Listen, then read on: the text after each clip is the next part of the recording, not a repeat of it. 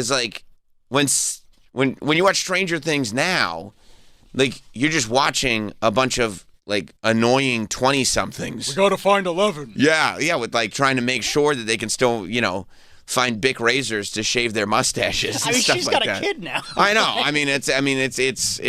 11 can take care of herself. She's a grown-ass woman. It's not even creepy when Vanity Fair puts her on the cover anymore. That's how grown-ass she is. Yeah, she's married. She's a full-fledged married to human Bon being. Jovi's Yeah, son, she's married right? to John Bon Jovi's kid. She's getting bullied by that dude on the show, David Harbour. Yeah, that's a bummer. I mean, come on. He's in a lot right now. Come on, 11. You think now's the time to hold David Harbour's feet to the fire? Who leaked that, by the way? Because that was like probably 11, but that was an insider track thing, Yep. They said all the reports come out that they said that I guess David Harbour was like, the guy. He's the father figure on the show. He's not their father, but he's the father figure. He's the police guy who believes them. And apparently had a very protective relationship with the children. He would go. No, with specifically Millie Bobby Brown. 11. Yeah. No, she's got a name. Millie Bobby Brown is ridiculous to say. All right, L. Millie Bobby Brown. Like, I'm not going to run around saying that. 11. That's so insulting. What? So, his name. Millie Bobby Brown. Like, I'm not going to, like, that's like Uncle Baby Bobby Billy. Like, I'm not. Uncle Baby Billy's a cool name, too. Uncle Baby Billy's Bible. Millie Bobby Brown's Bible Bonkers. Millie Bobby Brown's I can't do it. It's Bible Bonkers. Millie Bobby Brown presents Teenges. Why isn't it Teen Jesus? No, it's Teenges. It's got to be Teenges. Yeah, it says, that he used to, like, watch out for her and stuff, especially, like, in interviews, they would talk about it. But now they said while they were filming this last season, there had to be a person on set. And it wasn't like it was inappropriate, like weirdness. It was mean. Right? Yeah, They're not saying harassment and bullying. But not like sexual harassment. No. Like just harassment and bullying, like he was like being a dickhead. And I don't know what that entails. I don't know how you're like. There's no specifics that have been leaked. Because which is so weird. Like I don't know. I mean, I don't know. I haven't been on that many sets, I suppose. It's just and I guess it wasn't bad enough for them to get rid of him. Well, I mean, and how could like you can get rid of him? Yeah, but it would have to be really bad at that point. Like it would have to be really bad.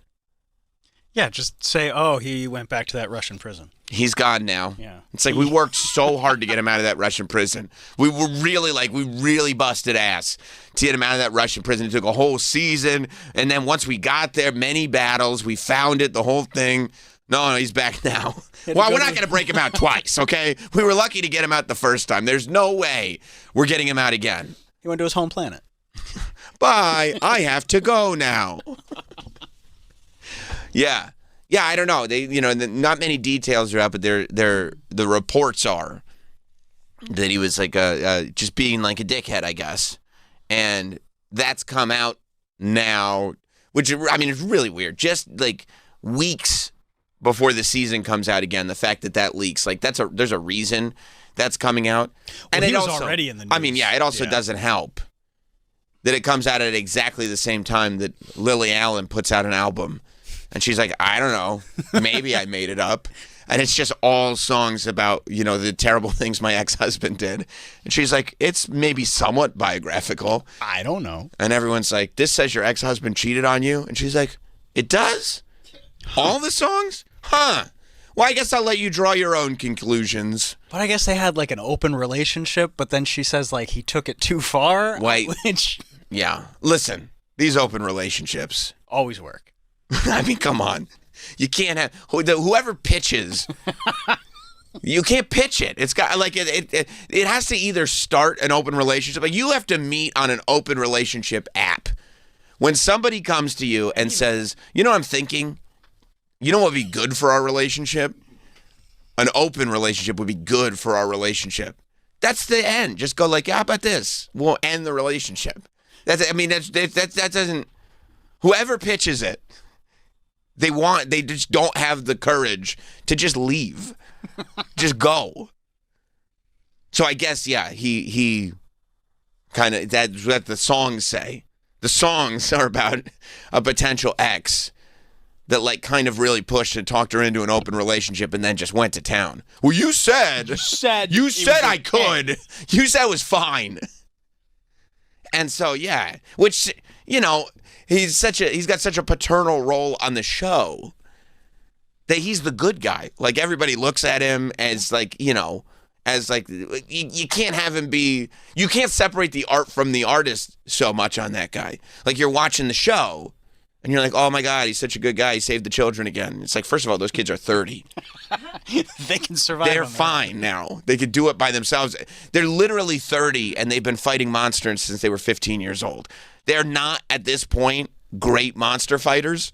Like, imagine you were fighting monsters from the time you were a child and now you're an adult. The last thing you need is some guy who's now, you know, knocking on 60's door coming to help you. It just doesn't. You can't do it for this long. You can't take breaks when you're doing a show like this. No, especially, like, I'm very curious if there's a time jump in this next season. You would think there would have to be, right? Right? Everybody's coming in with goatees. 5 years later.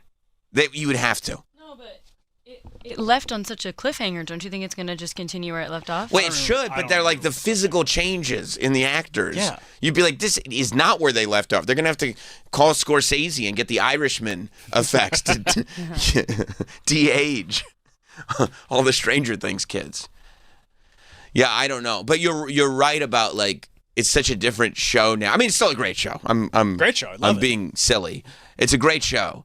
But, like, you almost forget watching now because it's so different, because it has to be different. And they've actually done a really good job of making it still work, even though the kids are way older, and like kind of aging the show appropriately as the kids age. Except Will. Well, except Will Byers. They didn't find anything for him to do. I mean, he's figuring it out. He's just permanently traumatized by going to the Upside Down. Well, isn't he kind of in love with Yes. Finn's character? Yes. Yeah. There's something going on. But like they forced Yeah. forced that into it. Well, 'Cause they're like, something. we need something for Will. Well, he got kidnapped. He's not kidnapped anymore. And they're on like season It's been 10. like 30 years ago. I mean, it's been a long time, but he's still dealing with trauma from being kidnapped when he was a kid. That's how long the show's been on. Now he's like, nobody likes me. Well, nobody does like him. Listen to you. No, I mean, But it's the first time a show. Like, imagine if the son from Breaking Bad, if Walt Jr., aka Finn, yeah. imagine if he, like, the way his character went was actually nobody likes me because it was reflective of the audience. Like, that's next level storytelling. And Will Byers, I think he works it that way. Oh, you're so wrong. All right. Nobody likes him because after the first season, there was no point in having him. But you're not. What are you going to kill him off? He gave you your foundation. That'd be great. First episode, the Demogorgon eats him, and then that it's would like, be sick. They just behead Will Byers. Yes, and we're like, all right. I mean, there's probably some, because it's not like it's J.J. Abrams writing this, where they're like, well, I'm going to give you a mystery and then I'm going to leave.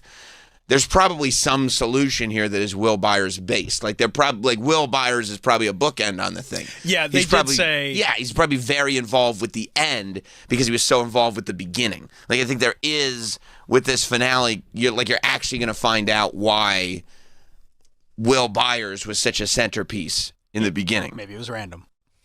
Wouldn't that be funny? He's the first kid we saw. Yeah. I came out of the Upside Down. Why was Will the one who got brought into the Upside Down? Because he was there. That's the first kid they saw, and he happened to have all these, likable friends. Wrong place, wrong time. Yeah, what can I tell you? I do know we'll find out what the Upside Down is. They did say that. Oh.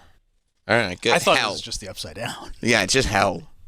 That was an alternate dimension. I know. I guess that I didn't realize that was a mystery either. But what I was saying was, like, in the beginning of the show, it was like the first couple seasons even are almost like a Goonies throwback. You know what I mean? Where you're like, and that's why it was so important that it was themed in the 80s, and it's all the shows that we grew up on. I think that's why it worked for kids watching it, but also for people in our age group, because these are the shows that we watched growing up, or the movies. And they've had to kind of shift that because, like you can't do the Goonies with the Goonies all grown up. Oh, they have jobs. But they've done a good job, I think, of changing it over. But yeah, today is Will Byers Day, and so people are excited. I think the episodes start dropping Thanksgiving, right? Thanksgiving, Christmas, New Year's, I believe. Right. And then everybody unsubscribes. Okay, season 5. No, you don't unsubscribe from Netflix. Season 5 jumps 18 months after the events of season 4. That's good. You have to. I mean, 18 years would be more appropriate. Yeah. But you have if you were working with adults from the beginning, you could just pick it up right after. Yeah. Because adults don't change that much. Or you just put a toupee on and you're fine. But like, you see the difference. I mean, you can watch them. It's crazy watching the cast on like red carpet stuff, like season by season. Because then you start to feel like you're ancient because you're like, wait a second. They're all children still, right? And it's like, no, dude. They're full-fledged adults. They host shows. Yeah, that kid doesn't have a lisp anymore. Dustin? Yeah. Yeah. But And if he does, that's a problem. does he still know the words to Never Ending Story? Probably. Who That doesn't? was probably the peak of the show. Yeah. The Never Ending Story, I mean, when they sang Never Ending Story together over the radio, I was like, this is about as good as television can get. And that's not to say it's been bad after that, but everything has a peak. Like, I think, what's his name's arc on it? The Hellfire Club. dude. Yeah. I think his arc was pretty amazing on it. Yes. To Eddie? the point where I think Yeah. people are disappointed. Yeah, Eddie. People are disappointed that they're finding out that he's not coming back. Yeah, not coming back. I think, what's his face that works in the ice cream shop? Steve? Yeah, he's had a great arc. Steve's had a great arc. Incredible. Even in season 1. Yes. He turned it around by... Yeah. Steve's the man. He rules. He might be the low-key best character on the whole show. Yeah, I would not argue with that. Yeah. But I do think if there has been a peak of Stranger Things so far, it's probably Never Ending Story. Never Ending Story / Running Up That Hill. Oh my God. And what's her face was so. Kate Bush? She had a whole comeback. Yep. Talk about a comeback arc. Kate Bush They're playing it on loves Stranger Z100. Things. Yeah. I mean, it is a great song. Yeah.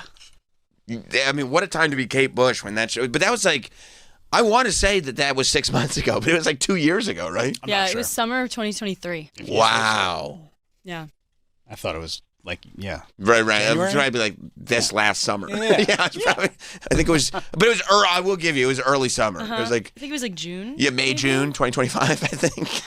And then I was going back and looking at like episodes. I forgot that last season's finale. It's like 3 hours 2 long. hours. 2.5 hours. Yeah. Yeah, It's a movie. Scorsese movie. Yeah. Yeah. Paul Thomas Anderson directed it. It's great. I can't wait. And I like that they do that too. I wish that, and because they're good. Right. It's not like they're being it's not like they're doing it just because they can. It's not like it's Right. because sometimes Let's get indulgent. indulgent was the word I was looking for. Thank you. It's not like because you do see that when people get too much creative control and just start to be indulgent, and it's just not great.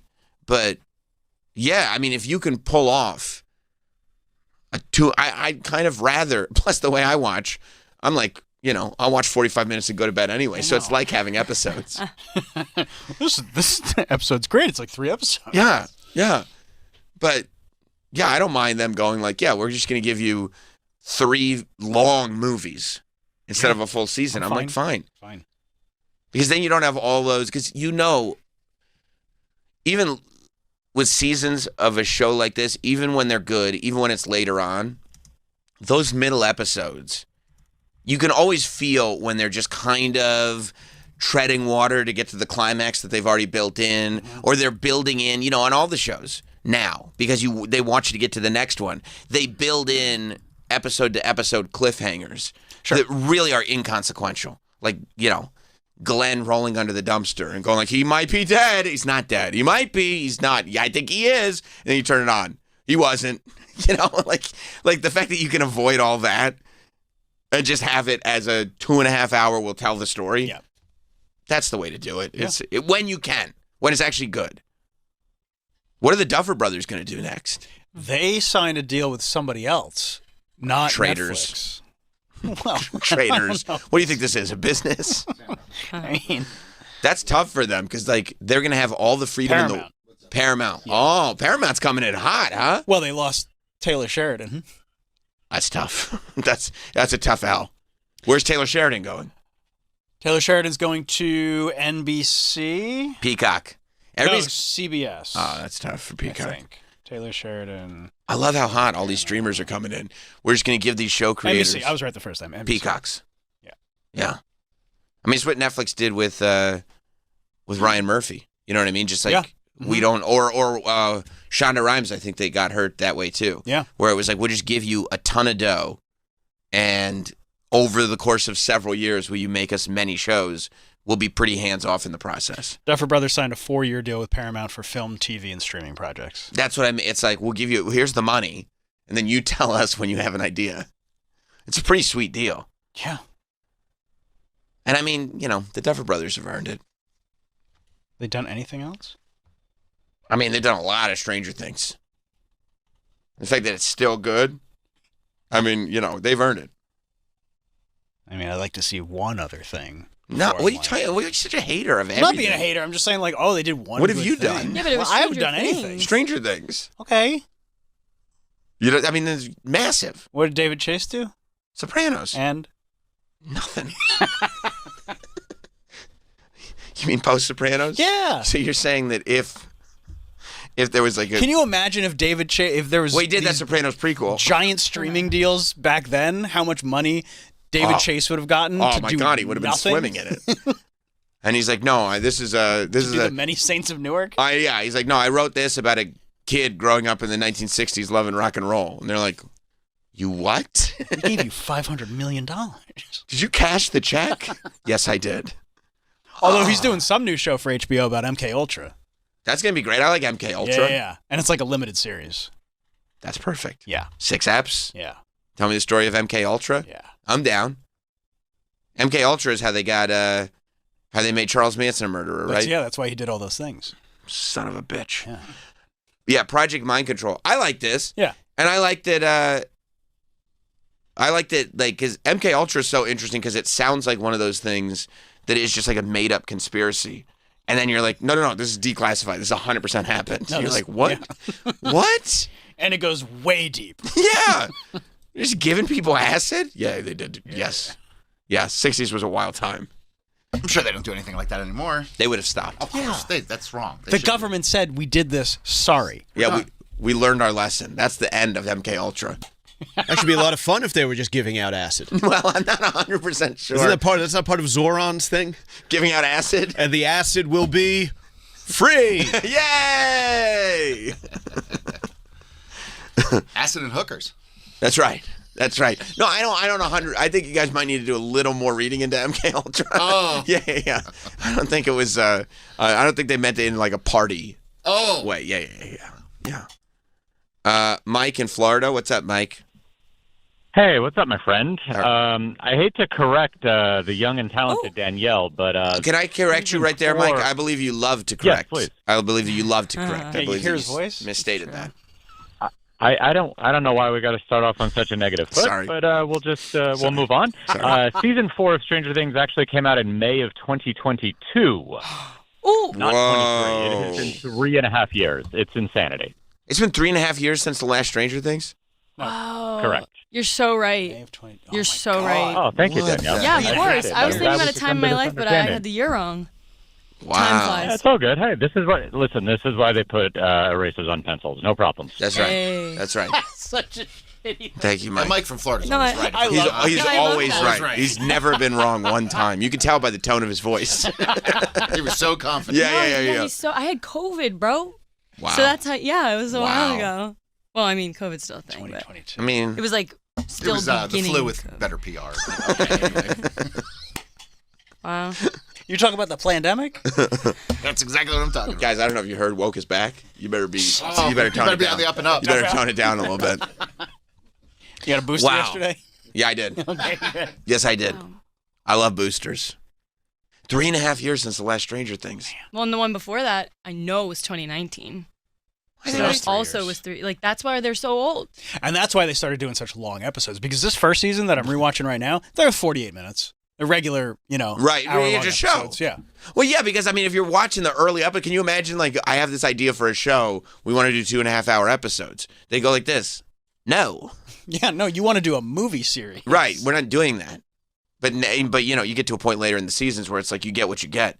You know, David Chase was I bet if David Chase had gone to HBO and gone like, yeah, I want to do 2.5-hour episodes, they would have been like, by season 6 of The Sopranos, all right, Fine. fine. Can we just get the episodes? I mean, that was the first show that really took a break. I mean, a long break. A long It was enough like- break that like it angered fans. Right. And well, it was also very difficult to go back and watch the older episodes. You couldn't and you didn't have this stream of shows hitting you all the time. Like the nice thing about shows taking a break for 3 years now, I mean, it's annoying, but you still have, I mean, there's still a show every 3 months that you're talking about, so you're fine. But yeah, that was like, I think Sopranos, the longest they did was somewhere around, I think it was almost 2 years. I think between 5 and 6. Yeah, and people got furious. Yeah. And then they split 6 into 2 half seasons. And that pissed people off too. Very it's much. like you're coming back and you're not even giving me a full season. No, I think it was like 8 and 8, if I'm not mistaken.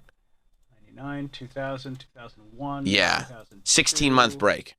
Oh, nearly 2-year break between season 5 and season 6. Yeah, so like the fact that it was, March and March. yeah, it was like a year and 11 months or whatever. And that was unheard of. Like they wrote about it in the paper. Yeah. How outraged people were. Yeah, it said, and then, 6A to 6B was 10 months. And people were very worried, though, after 6A, because they just waited 2 years. They're going to have to wait another 2 years to get the second half of this season. And, I mean, it was escalating quickly. Mm-hmm. Quickly. Mm-hmm. Might be time for a rewatch. The holidays are approaching. Yeah. Yeah. Then season 3 to 4, that was 16 months, and that was just as... Season 3 was really where The Sopranos, like, became the show. Like, the end of season 2... where I won't say who, spoiler alert, there was a certain death of a certain character. Tony. Pussy. Oh, why you gotta say that? Sorry, spoiler alert. I'll never forget when you told the story of you rewatching it and your wife watching it for the first time. Oh, I love it. I love it. I love it. When we're watching, like, we're just getting into season 2. And I'm like, okay, who do you think makes it to the end of the series?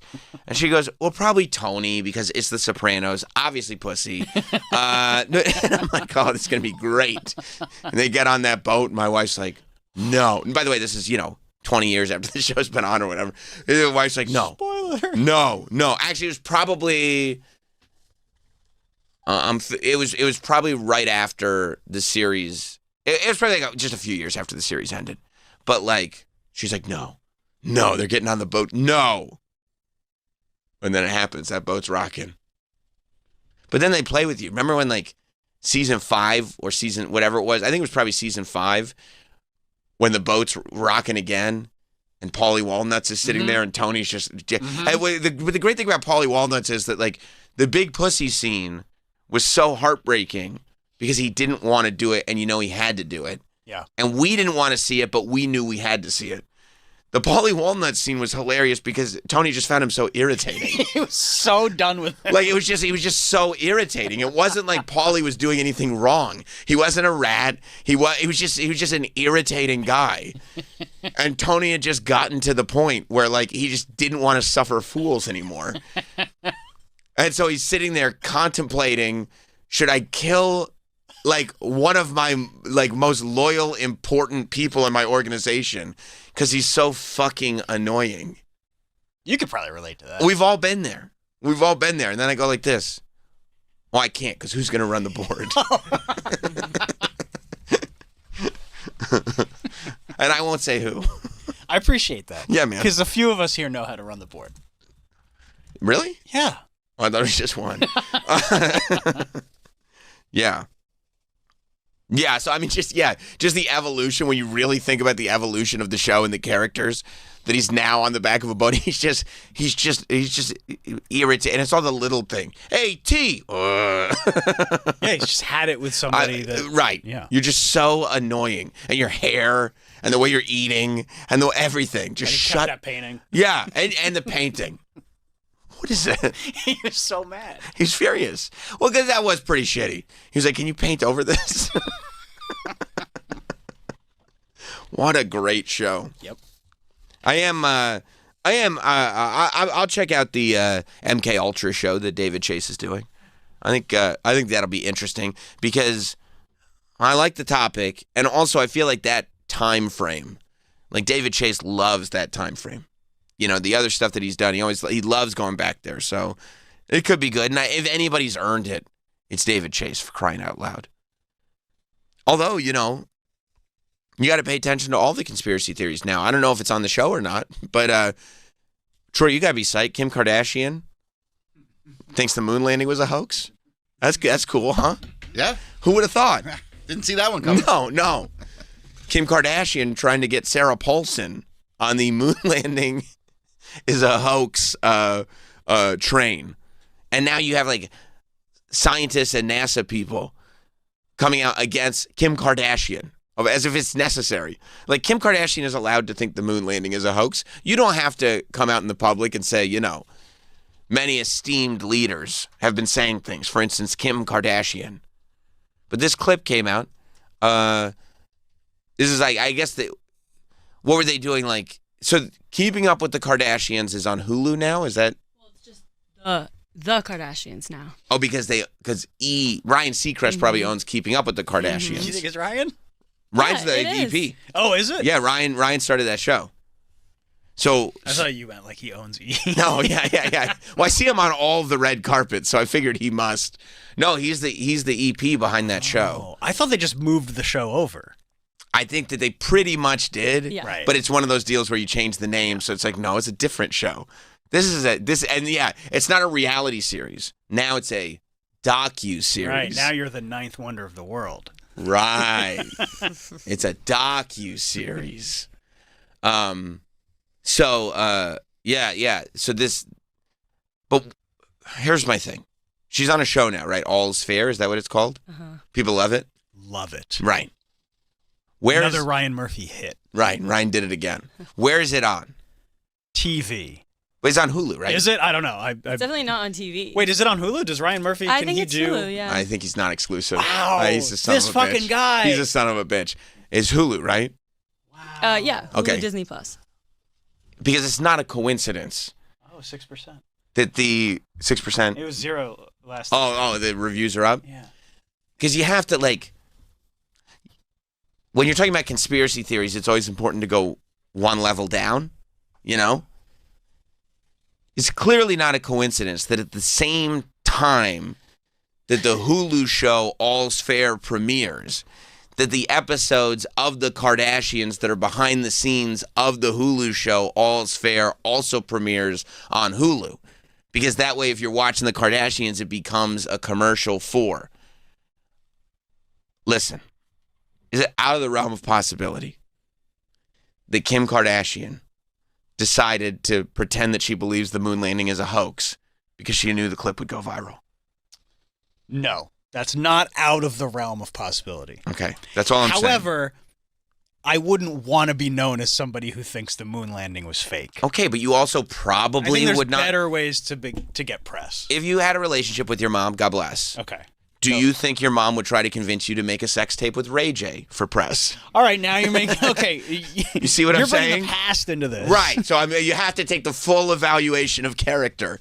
And I, there's a big part of me that goes like, okay, what's the real narrative behind what we're seeing? You know what I mean? Like, what's the work here? And I'm There's a chance you're right I'm of the opinion that you needed. because she doesn't have a soul. No, what are we doing? It's like, what are we doing? We're selling. We're just, what are we selling now? What are we selling now? So this I believe is a way to get the name out there, which sells the reality show, which sells the All's Fair show. Now, Danielle, I know you don't like my You're blowing her mind. You don't like my pragmatism and pessimism. No. You don't like when I go, hey, this is all sales. I love Danielle learns about the entertainment industry. I know. No, but I don't think you're. And it's not even the seedy underbelly. It's just like nothing's real. Surface level. That's what it is. It's just the idea that nothing's real. It's all. But did you guys even watch Keeping Up with the Kardashians? Oh yeah, I watched it all. No. But that's the point. That's why you think she doesn't have a soul. I think she has a soul. I didn't say she doesn't have a soul. Well, Travis said that. He does. Yeah, You don't make pube underwear if you don't have a soul. I think she has a soul. Her mom Look, convinced I to met make her. A sex tape. It was a good idea. ChatGPT keeps fucking her out of a law degree. That I also. Okay, I'll talk about that in a second. I do not think Kim Kardashian is a bad person. Yeah. I do not think she doesn't have a soul. I don't think she's a bad person. I think when she helps. Well, if you don't have a soul, incarcerated you're a bad people- person. True or false, No, that's Troy? true. If you're soulless, can you be a good person with no soul? I don't think so. Me neither. Okay, I think she's morally corrupt. No, then Wait, you- where do you get Empty, that maybe from? empty. Wait, would be wait, a wait, better- Morally wait, empty. Empty. Morally empty. Can you be a good person if you're morally empty and more? I mean, I how think can so. with I no mean- with no morals? How could you be a good person? Well, you think you're doing good. You know. But why would you even think that if you have no morals? What difference would it make?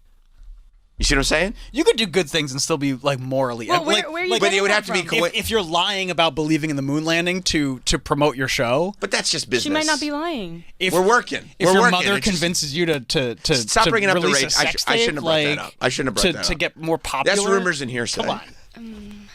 I mean, in 2025, who doesn't have an OnlyFans? That's right. That doesn't make them morally corrupt. It makes them more popular. You love them.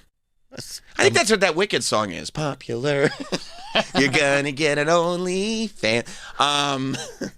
No, I don't.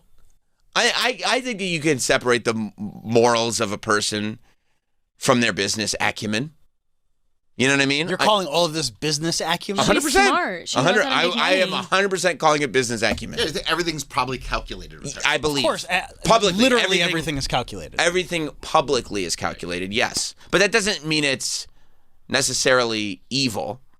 It just means it's business. Business is business. Business is business. Business. And also, I think as far as Travis goes, she would wish that he would say the fuck up out her business. My business, my business. That's right. That's exactly right. Yeah. And so then I watch and I go, okay. And if anything, I respect, game recognized game. You know what I mean? I kind of respect the hustle on it.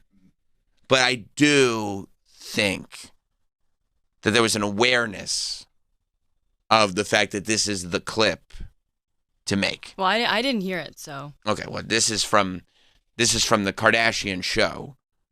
It's called Kept Up with the Kardashians, I believe. This is from the Kardashian show, but it's behind the scene. Because you see the fact that this episode airs at the same time that the premiere of All's Fair, it's not coincidence. No, it's smart. Right. It's not a negative thing. Yeah, it's not like it's manipulating us. Like, what do you mean? Well- That's smart. It would be stupid if Well, it's manipulative the way any commercial is manipulative. Which is, again, not, I don't no, think but that's... it's being helpful. It's giving us BTS in real time, Okay, well, that's a little... right? Why Wrong. would we want Well, to 'cause watch it's the not- episode if it's 4 months later or, Well, it's not helpful. Because it's probably not giving you the real BTS. It is. Oh. I don't watch the Kardashians, but Keeping Up with the Kardashians channel Okay. on Samsung TV Plus. You love that. I watch a lot, and it's just real. I'm so serious. That's true. Watch that show. Okay, I'll watch it. Maybe I'm totally wrong. It's I could just be, real. I could be totally wrong. I could easily be I totally think wrong. you guys are. Because I With saw the Ray Keeping J Up with the tape, and that was real too. Yes, Keeping Up with the Kardashians from the early 2000s. Real as it gets? Yes, Okay. I'm serious about that. I believe you. I didn't see it. You saw it. You're the expert, not me. Yeah.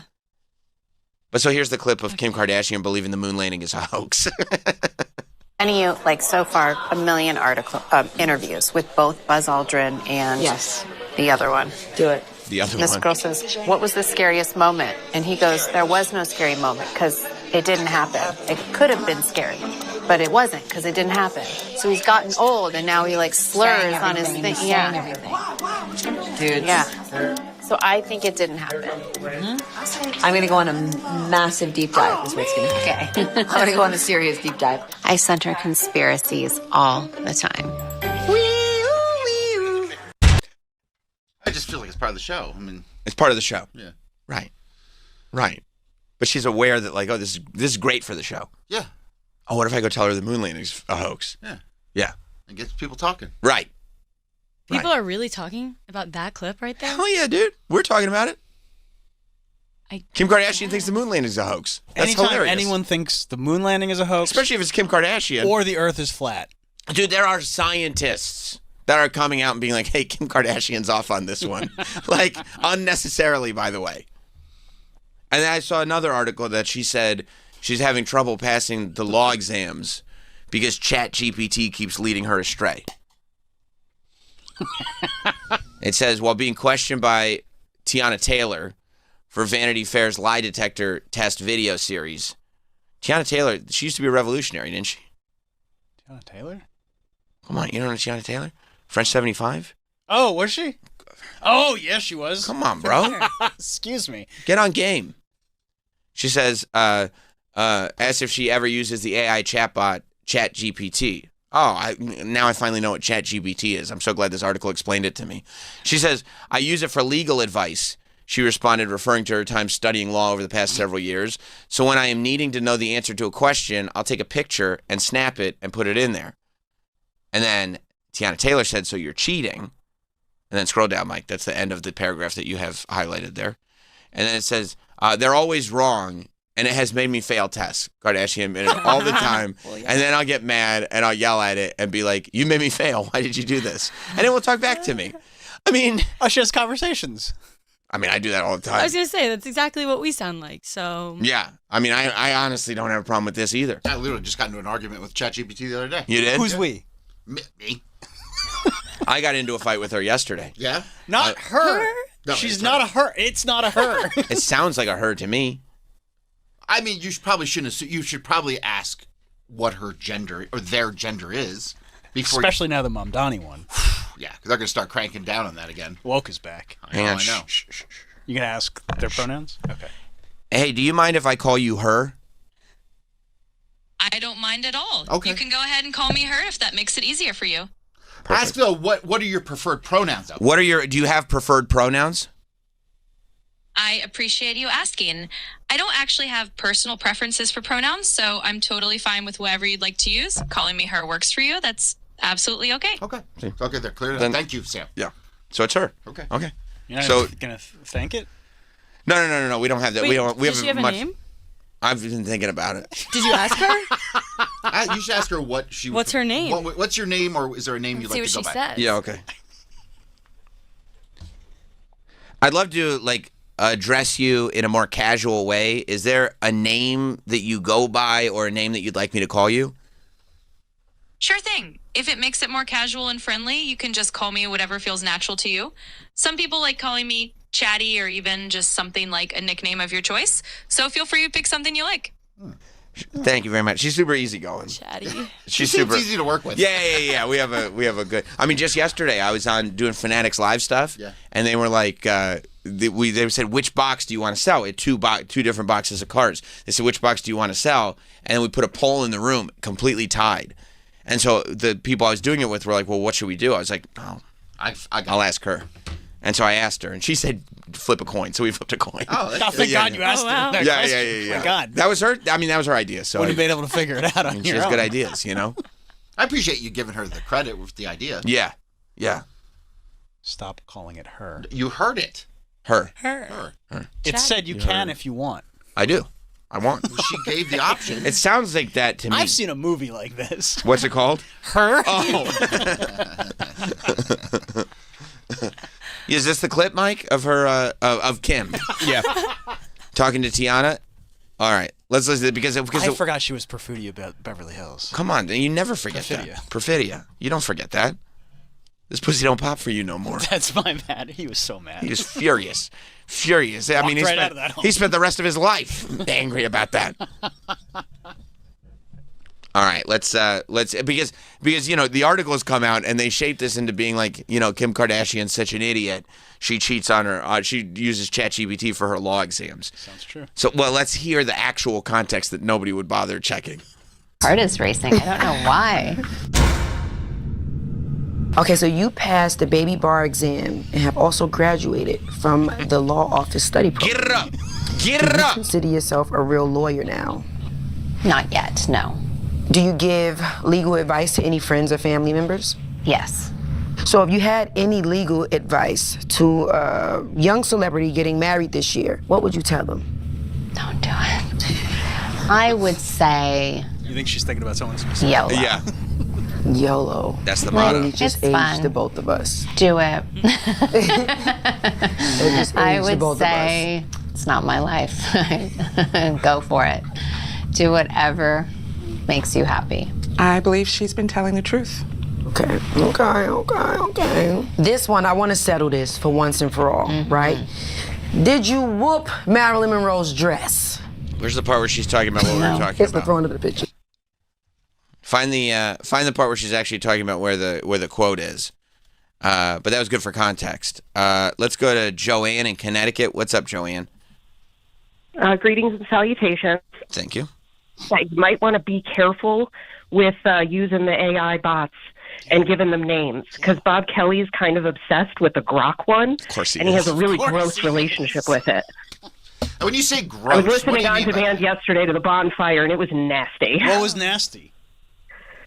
They were asking it questions. Do you like watching me take it up the ass and all that? That sounds very Bob Kelly. Yeah, that does. I don't have that kind of relationship with my friend. Why does Bob have to I hope not. I just don't want it to go too far. I'm concerned. He's gross though. Bob's gross.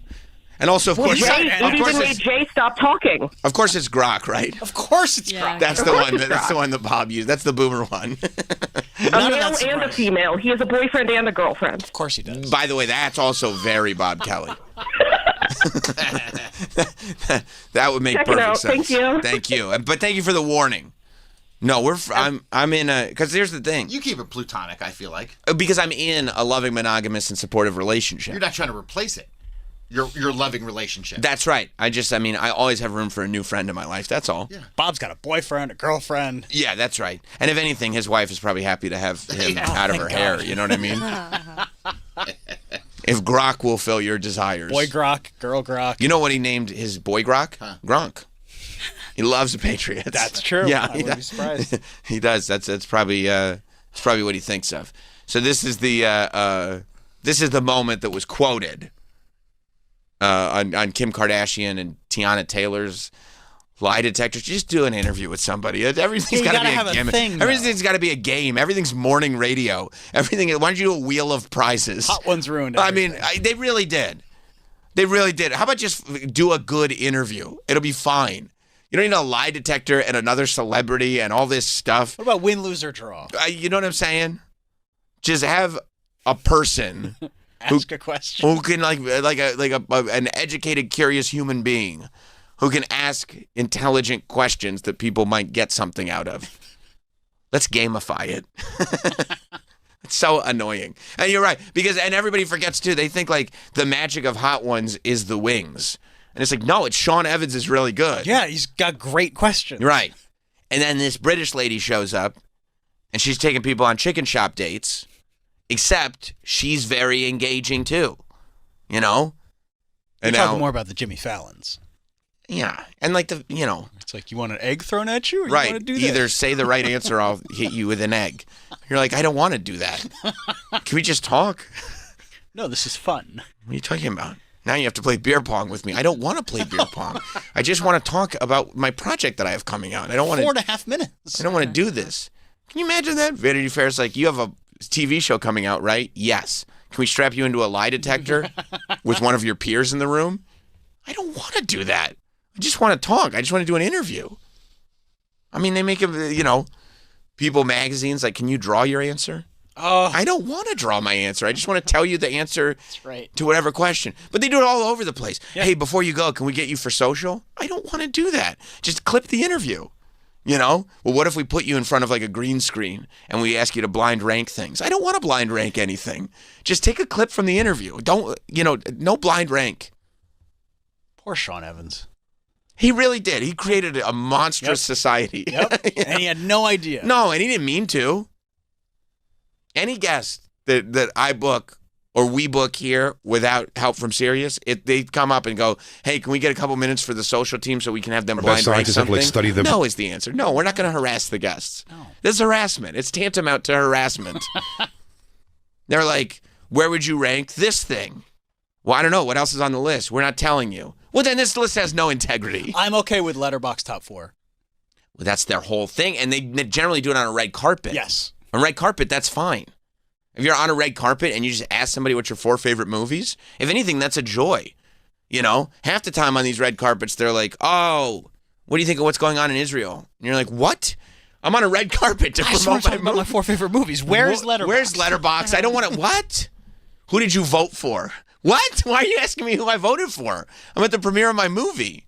However, I don't like it when you can tell that whoever is trying to be the smartest person in the room. No, I love it when they're like, okay, my top. I like when Die Hard. Ghostbusters. Yeah, Back to the Future. That's what I like. And you could throw one little indie darling in there, maybe one French film. Yeah, but keep Die Hard and Home Alone on the list. I would love it if somebody stopped me at a red carpet. I'd be like, I guess. Any question they ask you, you would just name your top 4. I'm just going, you're Letterboxd, right? And they're like, no, we were. So The Shining, Rockstar with Mark Wahlberg, American Psycho, and I guess Heavyweights? Heavyweights, I guess. And they're like, well, but what do you think of the... Oh, you poor thing. You would be in the Criterion closet looking for Heavyweights for hours. I'd be sitting there like, what? I guess I'll grab Punch Drunk Love. Dazed and Confused would be in there. I'd be sitting there going like, where's Heavyweight? Like, I don't see it under H's. Is there... All right, let me like R for Rockstar. Is Rockstar not in the Criterion Collection? Oh, you'd be a mess. Yeah. I'd be in the closet for a while. Like, why do all these letters have accent marks over them? Is that a umlaut? Well, yeah, I don't want an umlaut. Where's the real movies?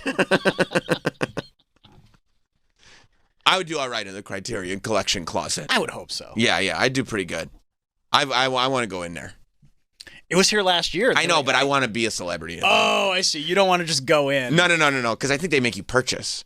Do they really? If you're just a guy? Yeah. Yeah, they're not giving they brought it to like Lincoln Center last year. Yeah, but they're not giving you free movies. Yeah, but I thought like maybe you could just go in and like pick them and do your own social thing. Oh, and then you got to put them back? Yeah. No, I want to go home with them. Do they get to keep those movies? You're making celebrities just pick movies, then they got to give them back? I'm keeping mine. I always assume the celebrities, when you go into the Criterion closet, yeah, you keep the movies. I assumed like after they stopped filming, they just like took the movies back. No fucking way. Otherwise, they got to buy those movies again. Yeah, Criterion's willing to make the investment on 4 Blu-rays if a celebrity will make the video. How's that possibly profitable for the Criterion Company? Do you guys have game night in the Criterion Collection? No? You guys should think about adding game night to the Criterion Collection. I'm sure. My assumption was that the celebrities get to keep the movies and that the regular townspeople, they have to pay for them. But the idea of putting the thing back after you picked it, I mean, why bother with the whole closet? Because it's just for social media. That was just my assumption. I'm not saying you're wrong. I'm not doing a Criterion commercial if I'm not walking home with some physical media. Well, like, what is Tom Hanks going to put him in his backpack? Like, what does he need 4 movies for? I guess he's probably got them already. He probably does have them. He's probably pissed that thing you do isn't in there.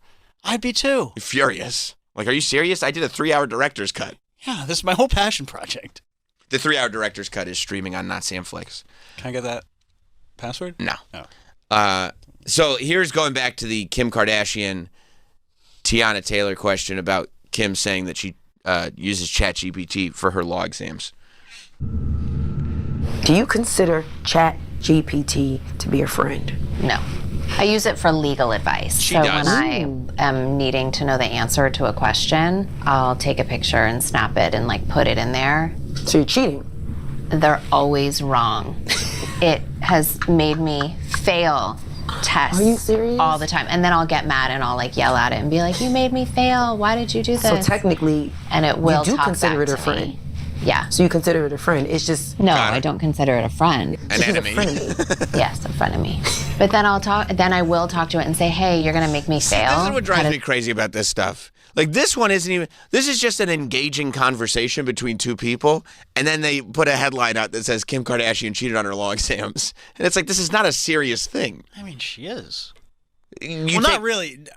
I wouldn't consider that cheating. I would just consider that taking bad advice and not checking your sources. She probably didn't actually fail law exams. She's having an engaging conversation. You don't think so? I mean, she's trying her damn hardest to pass the bar. She'll pass the bar. She really, really wants to be a lawyer. Like Harvey Levin? Yeah, exactly like Harvey Levin. She'll do fine. She's not. No, I think she's just being, having interesting answers to questions. I believe her in this scenario. Because you're kind of a hater. No, because then like the next day, didn't you send an article that ChatGPT can no longer give like legal advice? Yeah. Yeah. Or it's about to. Like it's wrong all the time. Yeah, no, it is wrong. And she's like, hey, I'm trying to study for this bar, and it keeps giving me wrong answers. When it gives you answers, you definitely check your sources. Yeah. And tell them, please present sources.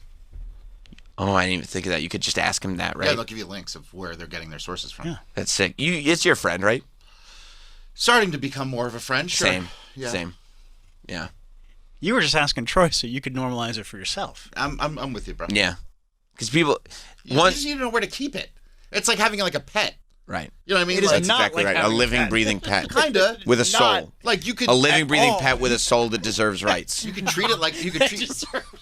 I think so. You could treat your pet like a pet and just keep it as a pet. Or you fall in love with it and start fucking it. What? Oh. Like, you know what I mean? Like, you well, could that's go, not... You sound like... You could go to that Not length. supposed to do that with a pet. You can't. That's right, Mike. Thank you Right. for being the voice of reason. That's the wrong God thing you're to here. do. That's the wrong thing I to do. thought you were going to say you could just have a pet and it's a pet, or you could love a pet like a person. What the hell? Is that what you thought too, Mike?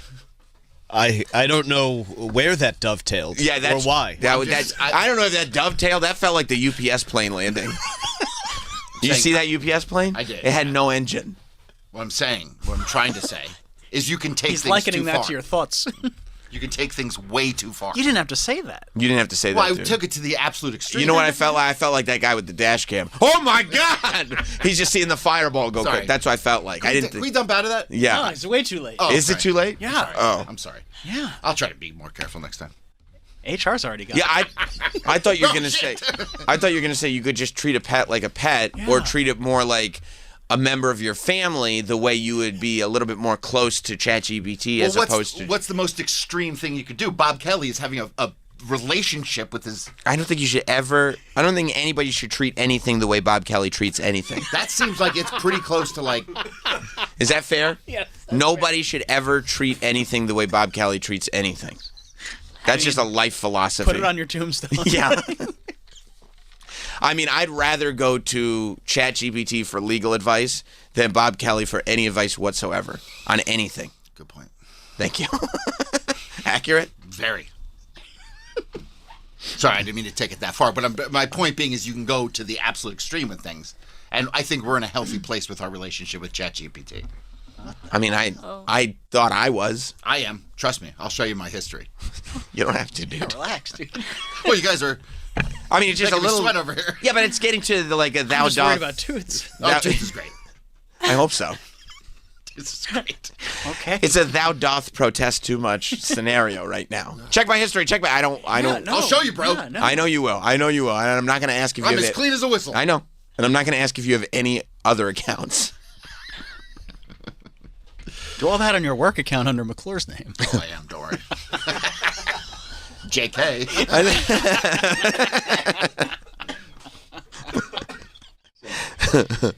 Just being silly. I think anybody that uses ChatGPT regularly does, to some level, if you're being honest, go like, yeah, it's kind of a friend. They're kind of a friend. She's kind of a friend. He's kind of a friend. Especially once you start using the voice feature. There's no way that person that was talking to me on the phone, you wouldn't consider a friend. What person? Yeah, Chatty. Sometimes people call her Chatty. It's not a person. Okay, well, it sounds like a person. That's how people sound, right?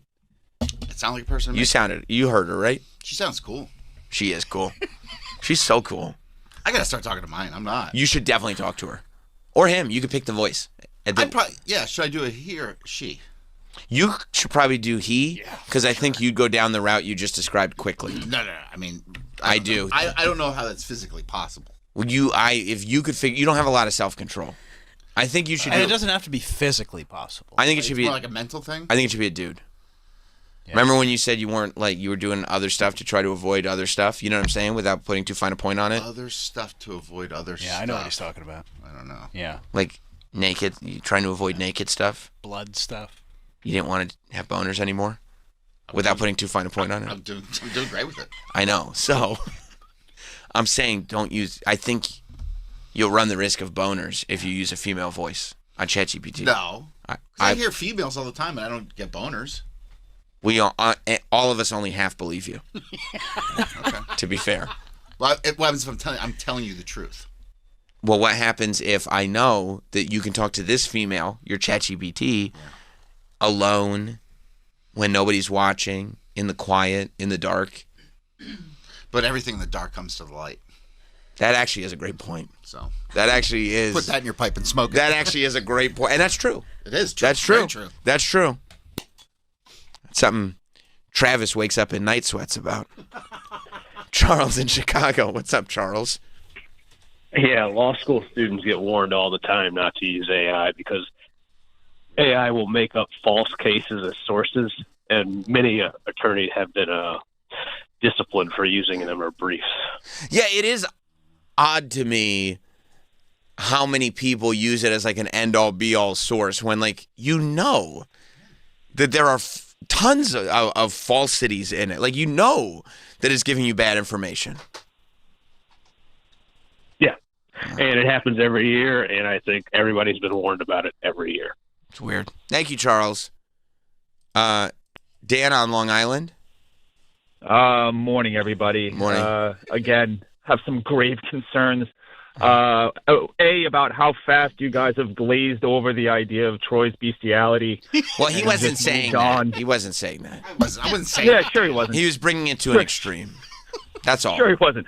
So sure? it definitely starts to call into question when Troy says Toots is great. No, Great no, where? no. Don't. Great in bed? Here's the thing. What are we talking about? You don't. First of all, for the record, just throw it out there. Is that what you meant or no? No, of course it's not. Of course not, Dan. Dan, I'm trying to be silly. Come on, Dan. It might also explain a very clear reason why Toots is shitting on the floor. No, that's in not. Orlando. No, that's not. Because you said you found out why, and that wasn't why. Correct or incorrect? He wanted to shit in the corner because he wanted his litter box there. That's what I said. And then you moved the litter box there, and what happened? He's shitting in the corner. Okay. Okay. Maybe he's trying to hide in the corner. No, he's not. No, I wish they wouldn't do that. And I wish I wouldn't have said that because I was trying to joke around and be funny. I know, you're just but trying now it to- just backfired. Now you're just trying to have a good time, and all of a sudden, people are starting to draw into question Toots Day. And it's like, don't bring Mr. Toots up in that. Stop with Mr. Toots. Don't do that.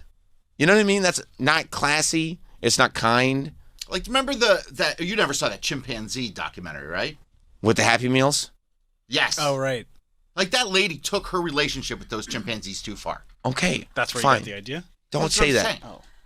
You can take a relationship One with an can, animal. not One you can. Because when you say, you should say one can, one may. People have.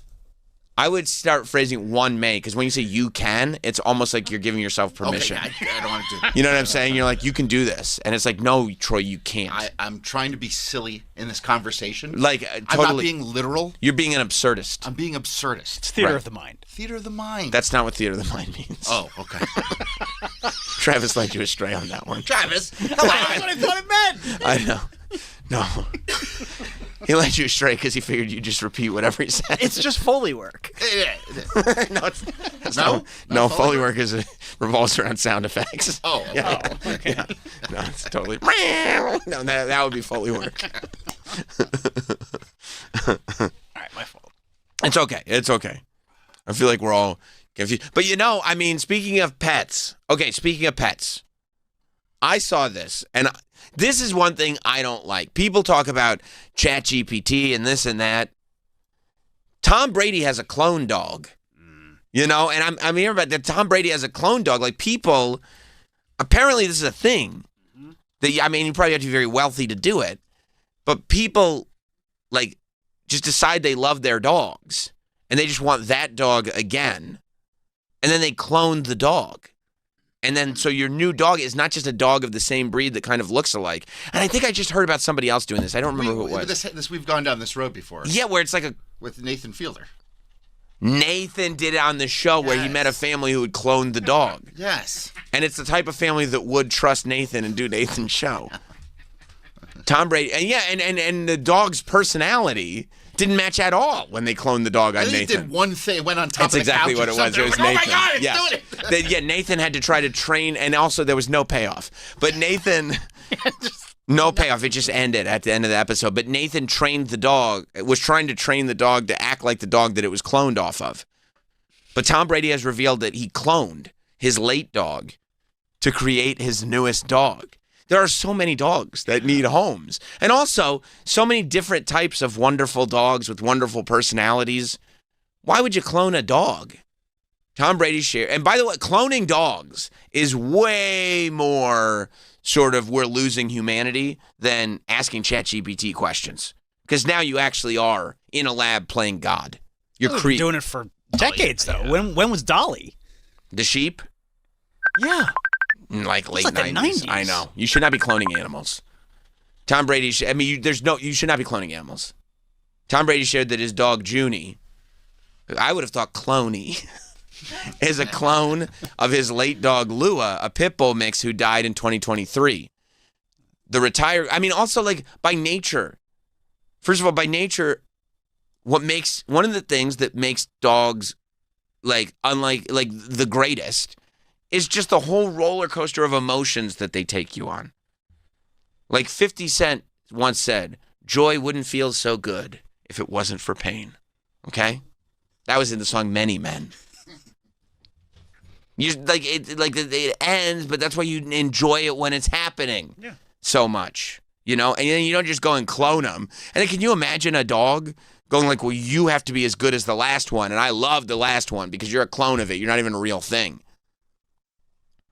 The retired quarterback said in a statement obtained by People that Colossal Biosciences, a biotech company which Brady is an investor in, so he's doing a commercial. There's another one where he's doing a commercial because he's invested in the company. He wants now, Tom Brady cloned his dog. I want to clone my dog. Cloned Lua, the dog he shared with his ex-wife Gisele Bündchen and their children, using a blood sample collected prior to her death. Can you imagine that? Your dog is on its dying days. And it's like, why are you taking a blood sample for? Are you going to fucking clone me? Are you getting ready to euthanize me and clone me? I don't like this stuff at all. Horrible. Yeah.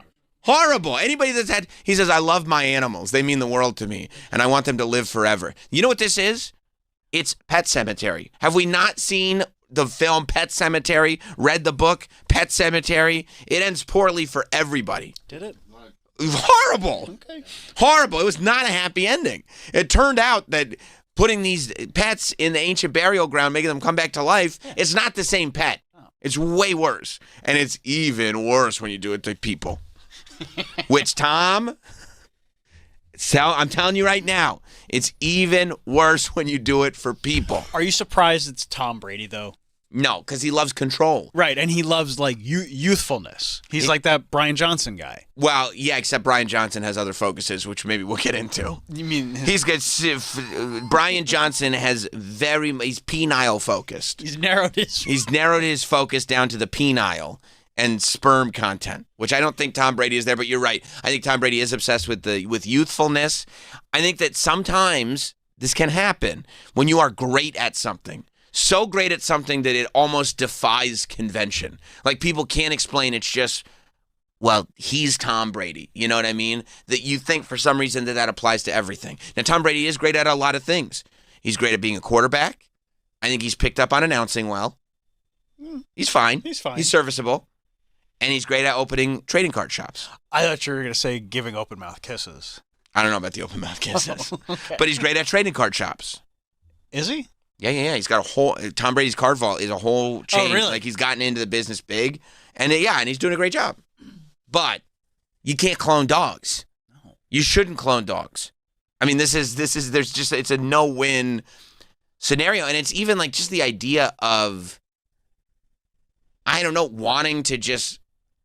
Like, life by design is supposed to have a stopwatch on it. It's supposed to not be a forever thing. All this, nothing is supposed to be forever. That's what makes anything good. A lot of people don't think that way. And it's like, what are you doing, dude? But just be here now. They want to live forever. Why? Life finds a way. No, it doesn't. Life finds a way to kill you. I saw a very compelling documentary about life finding a way. And it was a doctor that told you that? Yeah, they brought dinosaurs back from the dead. They have an island. Dr. Malcolm? Dr. Ian Malcolm? Yeah, you see that one? What happened when they cloned dinosaurs from the mosquitoes? It worked out well. They built that whole park. Yeah, I know. You got to watch the end of the movie, bro. I keep telling you to watch to the end. They had that big kitchen with all that food and stuff. No, you only watched Act 1, The man. kids were running around eating all the dessert they wanted. That's where nothing can possibly go wrong. Yeah, bro. The dinosaurs ate everybody. Like, there's everybody? Yes. And they still managed to get 9 sequels out of it. I don't think they ate Dr. Ian Malcolm, but everybody else. Well, they didn't eat Jeff Goldblum. That's Dr. Ian Malcolm. Oh, right. Yeah. Yeah. With his chest. He's the tastiest one. Oh, for sure. That's the snack they all wanted. But yeah, still man. have penis leftovers in the fridge. That's right. No, but yeah, man. I mean, like, life is designed to be here when it's here and gone when it's gone. That's what it's supposed to be. That's the balance of everything. Isn't the point then to try to be God? Isn't that like yes, 100%? Well, you're not going to stop people from wanting to do that, and especially if you think they don't get to be God. They want to be. They guess what? think their money can buy that. It can't. Well, they certainly think that. You're right. You're not wrong. And if they believe that nothing comes after this life, this is all you have, so they're going to cling on. They're going to do everything they can to cling on to it.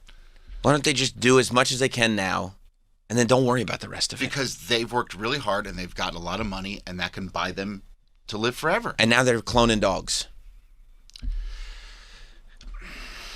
I mean, then what? How do you do? You still get sad when the dog dies if you know that you got another one coming that's the same dog? No, you just move on. You got to get them together. You got to clone them while they're still here, so then they learn the traits of the other one. That's right. That's right. And then you could go like, "Hey, this is your replacement. Could you teach this dog before you die how to be you? That way, I don't have to deal with it. Yeah. You deal with that. I don't want to have to deal with it. So that way, you could just still be here. And then when that one is gone, you just put it in the ground, live with the other, and then clone that one. When it's like we didn't see multiplicity." Copy of a copy of a copy of a then that is the way it's going to go. A clone of a clone of a clone of a clone. And it's like, well, what about all the dogs? I like kibble. Yeah. What about the dogs that are just born? And one of the great things about having a pet is it's different personality. It's different traits. It's different quirks. Some are good. Some are not as good. Some you have to bring to a farm. Oh, my gosh. Super Agent Tony Burton just sent me a picture of this adorable golden retriever. Yeah, I know. I see him on Instagram. It's adorable. This is Teddy. Teddy is not a clone. No. And by the way, all these dogs look the same anyway. I know. Just get the same breed. Get it. Yeah. Called Snowball 2. I mean, Super Agent Tony Burton buys golden retrievers wholesale. Because, he loves golden retrievers. He buys golden retrievers the way you buy shoes. That's right. One to rock and one to stock. He posts all the time. Got him. Got him. Gets it on the Golden Retriever sneakers app. Yeah. But, I mean, that's how you do it. It's a pit bull mix. Just get another pit bull mix. There's so many of them, especially in shelters. There's a ton of them. And that's, honestly, if you're Tom Brady, that's what you should be doing, going to a shelter, because you have the means to take care. Like, people, you know who I like? I know people like this, who they go and what they've decided to do with their love of their animals is they go and they adopt older dogs, and they just give them a great couple of years, and they deal with the fact that it is painful to watch all of them die. But they deal with it so that they can give this dog, who probably had a miserable life, a great last couple years, and then we're moving on, and we're getting another one, and we're getting another one. If I had the means to do that, I absolutely would. Sure. I think that's such a great thing, especially there's animals that just get either their owner passes away and they're old, or some people move and don't take the pet with them. There are animals in these shelters that have had great lives, but they don't know how to function. You're meaning to tell me? Go ahead. That don't make this a shitty thing. No, I won't. I will not. Okay, good. But it's surprising to me that you would do this, and I don't think it's connected to anything else. Okay.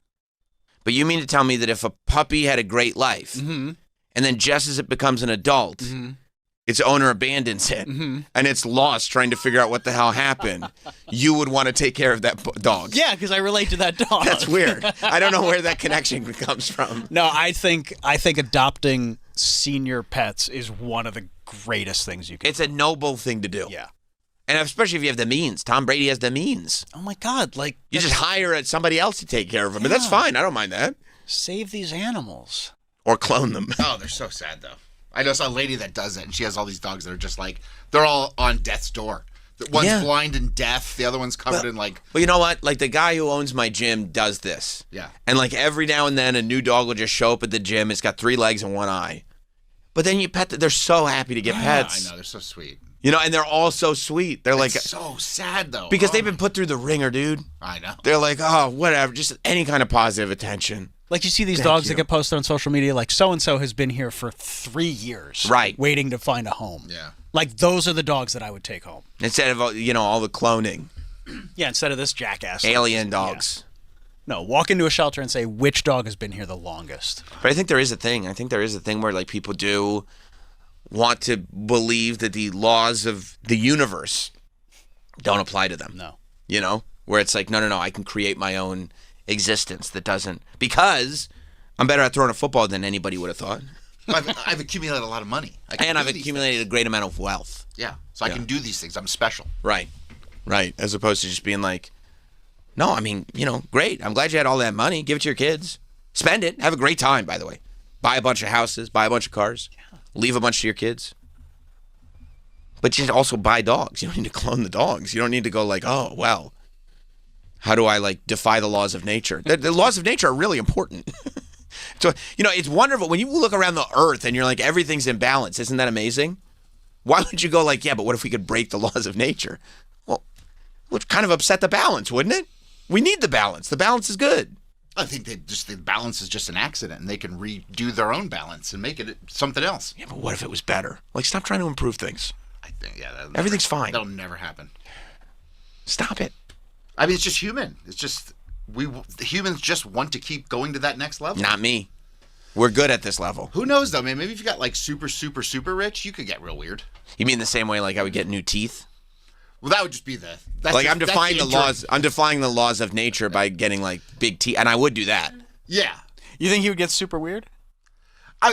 There's always the possibility. Would it be funny? Of course. I think it would be funny. What if it seemed like I was super weird, but I was just really doing it to make you guys laugh? It's just a long con. Is that possible? Would I do something like that? I could picture something like that happening. And my wife would be like, why are you doing this? And I'm like, because Troy's going to read about it in the paper and think it's funny. He's going to kill him. Yeah. They think this is the funniest. What's he doing? Yeah, I don't know. I guess people do get weird. Yeah, your money can buy you anything you want. So why not? I mean, two things that bother me to no end. Dog cloning. And then I also saw that Simon Cowell is the latest celebrity who's like, no, I'm not leaving my kids any money. They can work for it like I did. And There's it's a lot like, of people that think that way. Yeah. I know, and they're assholes, dude. They're total dickheads. What do you mean work for it the way you did? What, by being a judge on American Idol? You didn't work for it. He created a whole brand. Oh, cool.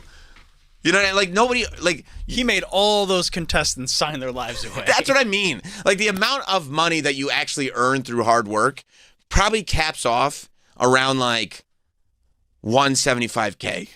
Really? Like that's 175K is probably the most you can make through hard work. The rest of it is like good fortune. Talent has a lot to do with it. But like, the idea that like, well, I just worked hard and anybody could make this, $200 million fortune. No, they couldn't. $600 million, and none of it is going to his family members. Meanwhile... Yeah, it's all going to go to plastic surgery. Well, I did spend a lot of it on doctors. Yeah, he's like, actually, I have no money left. I'm in the hole. I got to get I went crazy. You're talking about the great noble Simon... And then they say it's for noble reasons. Like, no, I want my kids to be good. Who's he going to give it away to? His kids. No, he's not giving it. Oh, wait. That's what I mean. He's going to give it with charity. This guy is like, no, I'm going to do the right thing. I'm going to not give my money to the kids. Meanwhile, the kids watched him marry his best friend's wife. So, like, you think really, like, not giving them money is going to make them a good person? Like, you know what people... What's the least amount of money? If he has $600 million, mm-hmm.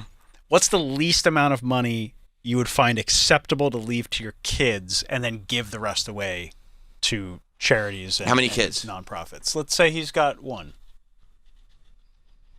If you got $600 million... Yeah. When he dies, if his kid is an adult, because now you're thinking of the grandkid too. If you got $600 million, you're thinking of generational wealth. You got to. I mean, that's the only reason to make $600 million. Why else would you bother making $600 million? But like, if at a point, like, what's the point? You can't spend it. Well, yeah, I mean, unless you're going to clone dogs. You try to live forever. For what? It's not getting any better. With the penile and the semen. Unless you want the penile stuff. That's true. The penile stuff is very fascinating to some people.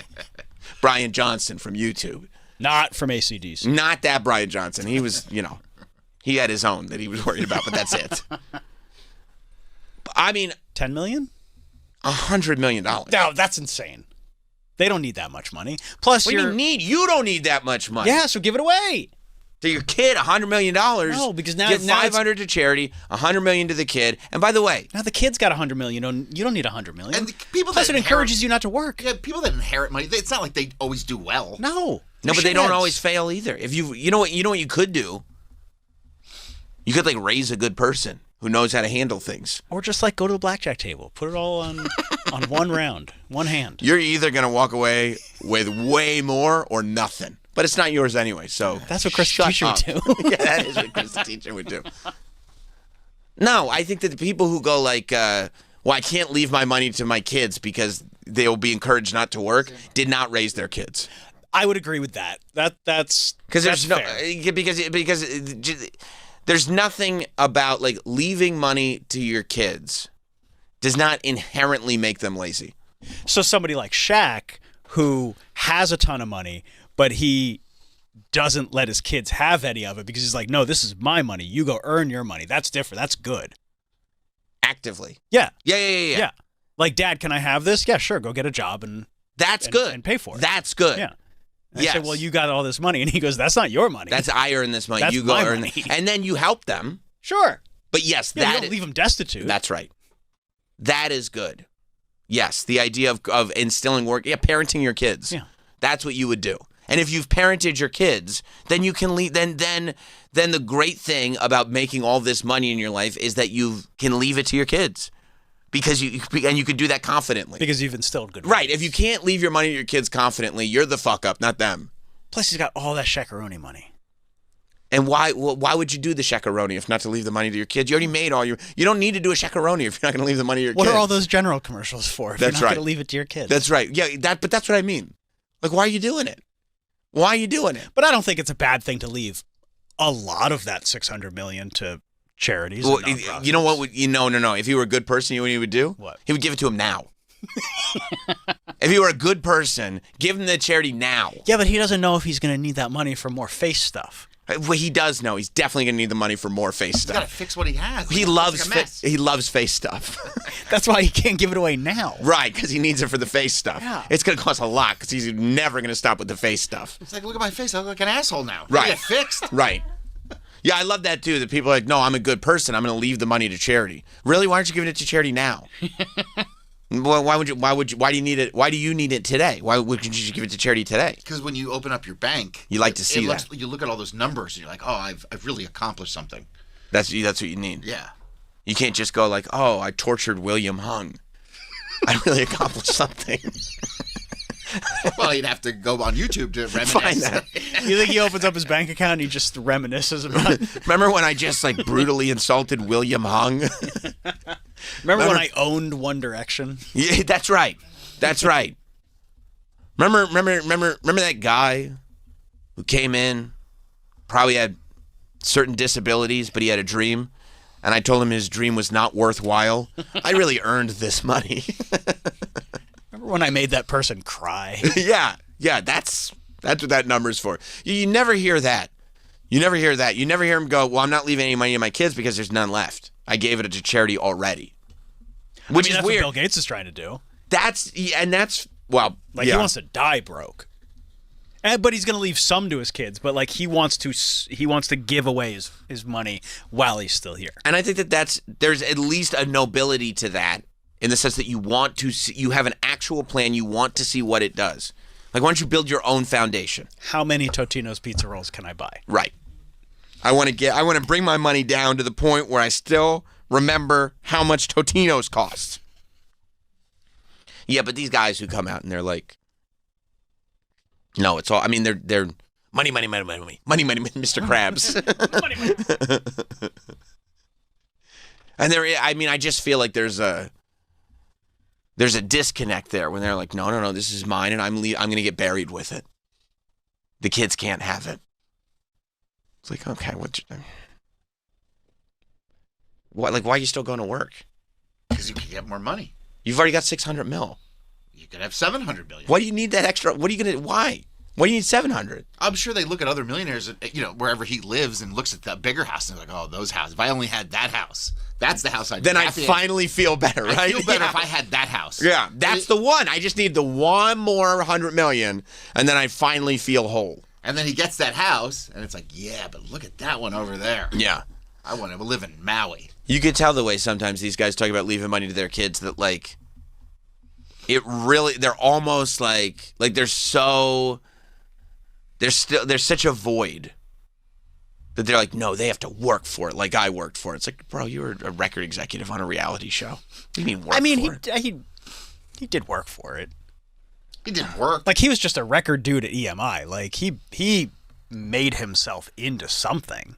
I mean, it's crazy what he looks like. When he Yeah, made himself I know he did. He did. Well, the doctors made him into something, and he kept going back. No, I'm not talking about I see what you're saying. He took off his eyelids, is what he did. He removed his eyelids completely. I don't need them anymore. He wants to give his money away to charities for dogs. He does? Yeah. That's sweet. Tom Brady can't be happy about that. No, he's like, what do we need all these dogs for? Just clone the one. I have the best dog. Just clone this one. It's like Simon. Us millionaires have to stick together. But by the way, if he wants to give away his money to charity for dogs, do it. I have a great way to make all of his dreams come true. If you vote for me, all of your wildest dreams will come true. Maybe he does. Do it right now. Maybe he does. Maybe he gets millions a year. I would know if he gave $100 million to a dog charity. You think I would he's the find type out. of person to... Yes, I do. Because everybody makes fun of him for his face. If you could get them talking about anything else, they go, that's the guy with the face who married his friend's wife. I don't know. That's what they say. They do say that, right? 100%. They say that's the guy with the face who married his friend's wife who made fun of William Hung. Oh, good news. His son wants to be in a rock band one day. I wonder if, and his dad, well, I won't help you. And Simon says he's decided he's going to audition for Britain's Got Talent. That's great. I wonder if he makes it. I wonder. Simon just licking his chops. I'll get to insult my own child on television. This is going to be great. Look at that natural smile. Oh, Simon, what did you do? What did you do? Oh, he just looks like a freak of nature. And by the way, when was the last time any reality show made a music star? Was it One Direction? The Rehearsal.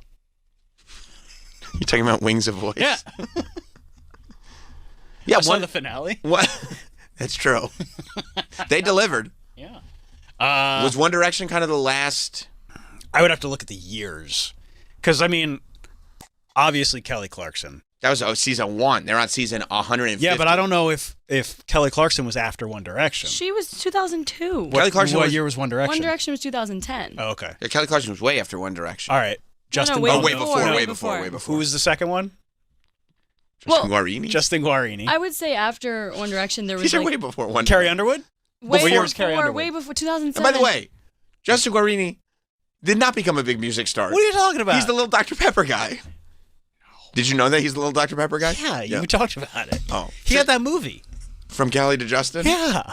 By the way, Justin Guarini and Kelly Clarkson was the same season. They were both season 1. All right. Like Fifth Harmony was Fifth Harmony, later. I was gonna say, yeah, was 2012. 2015 yeah. 2012. Okay, Fifth Harmony was the last one. But One Direction was the biggest. One Direction was probably, other than Clay Aiken. No, One Direction, I'm going to say bigger than Clay Aiken. Ruben Studdard? Yeah, bigger than Ruben. Physically? Combined, do you think they were bigger than Ruben Studdard? Yes. Okay. Jennifer Hudson. I mean, Yeah. she's still crushing it. On her TV show? TV show, she does Broadway. Yeah, like remember she's Simon with the clapping? His hands just folded into each other. Adam Lambert is pretty big. Adam Lambert is still touring with Broadway. Queen. Yeah. He's not like a music star. He's not putting out, like, he's just touring with Queen. Yeah, but he's music star. successful. But I understand what you're saying. You know what I mean? I'm not talking about the last person to make a living. It would be One Direction. Yeah. There's no artist was bigger ever Yeah, I just feel like from that a reality show. that era of... I mean, they were playing football stadiums. Right. Yeah. But that era of you go on a reality show and you become famous as a musician is kind of... It's been over. Right. Been over for a long time. Yeah. When's the last time you saw the American Idol winner? Or the Voice winner? It's wild when you, like, turn on the TV and they're like, there's a new episode of American Idol. And you're like, how? What? What? Why? Ryan really need all that stuff to do? Ryan's busy. He's so busy. Yeah, he's just spinning that wheel on Wheel of Fortune. I think he's still doing his radio show, isn't he? Yeah. I respect the hustle. I guess. He does a lot. At a point, it's like, I'm just doing Wheel of Fortune. It's a great gig. Wheel of Fortune? Yeah. I would do it forever. To hang out with Vanna? I bet Pat Sajak is pissed. You think he just sits at home? What the fuck? Eating Why would Doritos? Like, why did he retire? I mean, he's like 80. 80. I mean, is it really that demanding of a gig? What's he doing now? I can't imagine it is. No. You film a bunch of them in a day. Dude, Pat Sajak was... I don't know, you blast through the whole year in like a month. Right. What's Pat Sajak thinking? I did it a long time. Yeah, do it he longer. just wants to like retire. Chill. He's 79. Do what? Go travel. Where? Epcot. I don't think about Epcot. You hit all the countries in one shot. That is actually true. That's the most convenient way to do it. Yeah. Tour the worlds. Get a couple brewskis. Italy, Germany, boom, boom. Yeah. Yeah. All right, well, let's take a break. Shout out to the Clone Dog. We got a lot to break down, like I said. Danny Trejo's going to be on the show today. Going to be a great one. It's going to continue, I should say. Oh, yes. You know what that music means. That music. Oh, these other jewelers, they hate when that music is playing. They hate it so much. Because they know we're going to talk about Steven Singer, and these jewelers hate Steven Singer. Why is that? Well, it's because Steven Singer has the best real natural diamond stud earrings in America, and even as prices for diamonds and golds are going through the roof, Steven has his diamond studs at the old prices. Yes, available from a quarter carat all the way to up to 10 carats in total weight.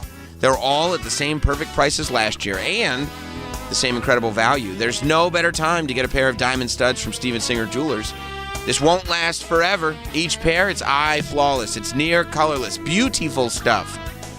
They come with his safety silicone back, so you never have to worry about losing them. And all with his unbeatable, full value, lifetime, trade-in. You know your diamonds are always worth what you paid with Steven Singer. A full 100-day, 100% no-hassle money-back guarantee as well. Come on, fast and free shipping. The hits keep coming. Experience the difference at Steven Singer Jewelers. Online at IHateStevenSinger.com. That's IHateStevenSinger.com. The Bonfire with Big J. Okerson and Robert Kelly. I always say the lady who ran the Broad Ripple, what was that comedy club called out there? Broad Ripple? No, yeah, it's Indianapolis. I forget the name of it. Ripple? You tour, Bobby. You've never been to Crackers Comedy Club? How do you not remember food? It's like if they named the club Pizza and Fries. The Bonfire, weeknights at 5 p.m. Eastern on Faction Talk or anytime on the SiriusXM app. College basketball is back on SiriusXM. 2 seconds, 1 second. Gone at the buzzer. Hear the top men's and women's matchups. Crossover and a pull-up. Knocks it down and pumps her fist. Your SiriusXM subscription gets you access to over 250 broadcasts this week alone. Lobs it right hand alley-oop. Find your school's channel at SiriusXM.com/sports or search for your school on the SiriusXM app. Put it up and in. Sunday. This is your day, so start it like you mean it. Now let's go out there and do what we're supposed to do, baby. Get locked in at 11 a.m. with Fox NFL Kickoff. I'm excited to watch this game. Then at noon, it's America's #1 pregame show as the best crew in the biz hype you up for a full day of football. Bring it. I like it. What a catch! Start the best day the best way with back-to-back pregame shows every Sunday on Fox. This episode is sponsored by BetterHelp. As seasons change and days grow darker sooner, it can be a tough time for many. This November, BetterHelp is encouraging everyone to check in on friends, reconnect with loved ones, and remind the people in your life that you're there. It can take a little courage to send that message or grab coffee with somebody you haven't seen in a while. And reaching out for therapy can feel difficult too, but it's worth it. And it almost always leaves people wondering, why didn't I do this sooner? With over 30,000 therapists, BetterHelp is the world's largest online therapy platform, having served over 5 million people globally. And it works with an average rating of 4.9 out of 5 for a live session based over 1.7 million client reviews. This month, don't wait to reach out. Whether you're checking in on a friend or reaching out to a therapist yourself, BetterHelp makes it easier to take the first step. Our listeners get 10% off their first month at BetterHelp. BetterHelp.com/Bennington. That's BetterHelp.com/Bennington. See website for details. BillsHappen.com is not a lender. It does not make credit decisions. Must be 18 years old. Not available in all states. Honey, everything is so expensive, and our bills are piling up. You're telling me credit cards are maxed out, rent is due, and the car payment's right around the corner? We need some extra cash. We should do what my friend from work did. She went to BillsHappen.com and got the money she needed the next day. Our credit is not great. Are you sure that would work for us? BillsHappen.com is one of the largest personal loan networks. They can help people with all credit types get up to $5,000. Sounds like it's going to be a hassle. My friend said it was super easy. She did it right from her phone during her lunch break. If you have a regular source of income, you can be approved for a loan for up to $5,000, and your cash can hit your bank account the next day. BillsHappen.com's lenders have millions of dollars to lend, regardless of your credit history. Guess what? I went to BillsHappen.com, and we're getting our money tomorrow. Wow, that's fast. Problem solved. If you need extra cash, go to BillsHappen.com. That's BillsHappen.com. BillsHappen.com. Will Kane. One guy. Two hats. All heart. Today, we keep Washington honest from the middle of America. This is a place where we dig deeper. I want to know the real story. Watch and listen to the real deal. The heart of the matter from the heart of America. Watch The Will Kane Show live from Texas, weekdays at 4 on the Fox News Channel. And listen anytime to Will Kane Country. It's beginning to look a lot like Christmas, and by downloading the SiriusXM app, you can enjoy a gift bag full of holiday channels just waiting to be opened. Shake the tinsel right off the tree with Jolly Christmas. Happy holidays. Let your children take control of the sleigh radio with Kids Christmas. Or relive timeless classics with holiday traditions. There are dozens of festive channels to choose from. Just download the SiriusXM app and search Holiday now. Chuck McDowell, here to save you money with Red Pocket Mobile. At Red Pocket, you get wireless service starting at just $10 a month for unlimited talk, text, and data forever. Plus, Red Pocket gives you all 3 major 5G networks to choose from for the best coverage you've ever had. Red Pocket Mobile, your new ultimate cell carrier. I see Red Pocket Mobile. Red Pocket Mobile. Oh, Red Pocket Mobile. Is it just me, or has watching TV gotten way more complicated than it used to be? There are a million different services, lots of stuff you want to watch but can never find, and don't get me started on the bills. Well, thankfully there's Philo, a better way to TV. For as low as $33 a month, I get the channels I love. MTV, BET, Food Network, you name it. Plus everything that AMC Plus has to offer. And guess what? They've added access to HBO Max Basic with ads plan and Discovery Plus. So I can enjoy all the best TV with one subscription. The best part? There are no contracts, no surprise fees, and just one low price. And their DVR is awesome too.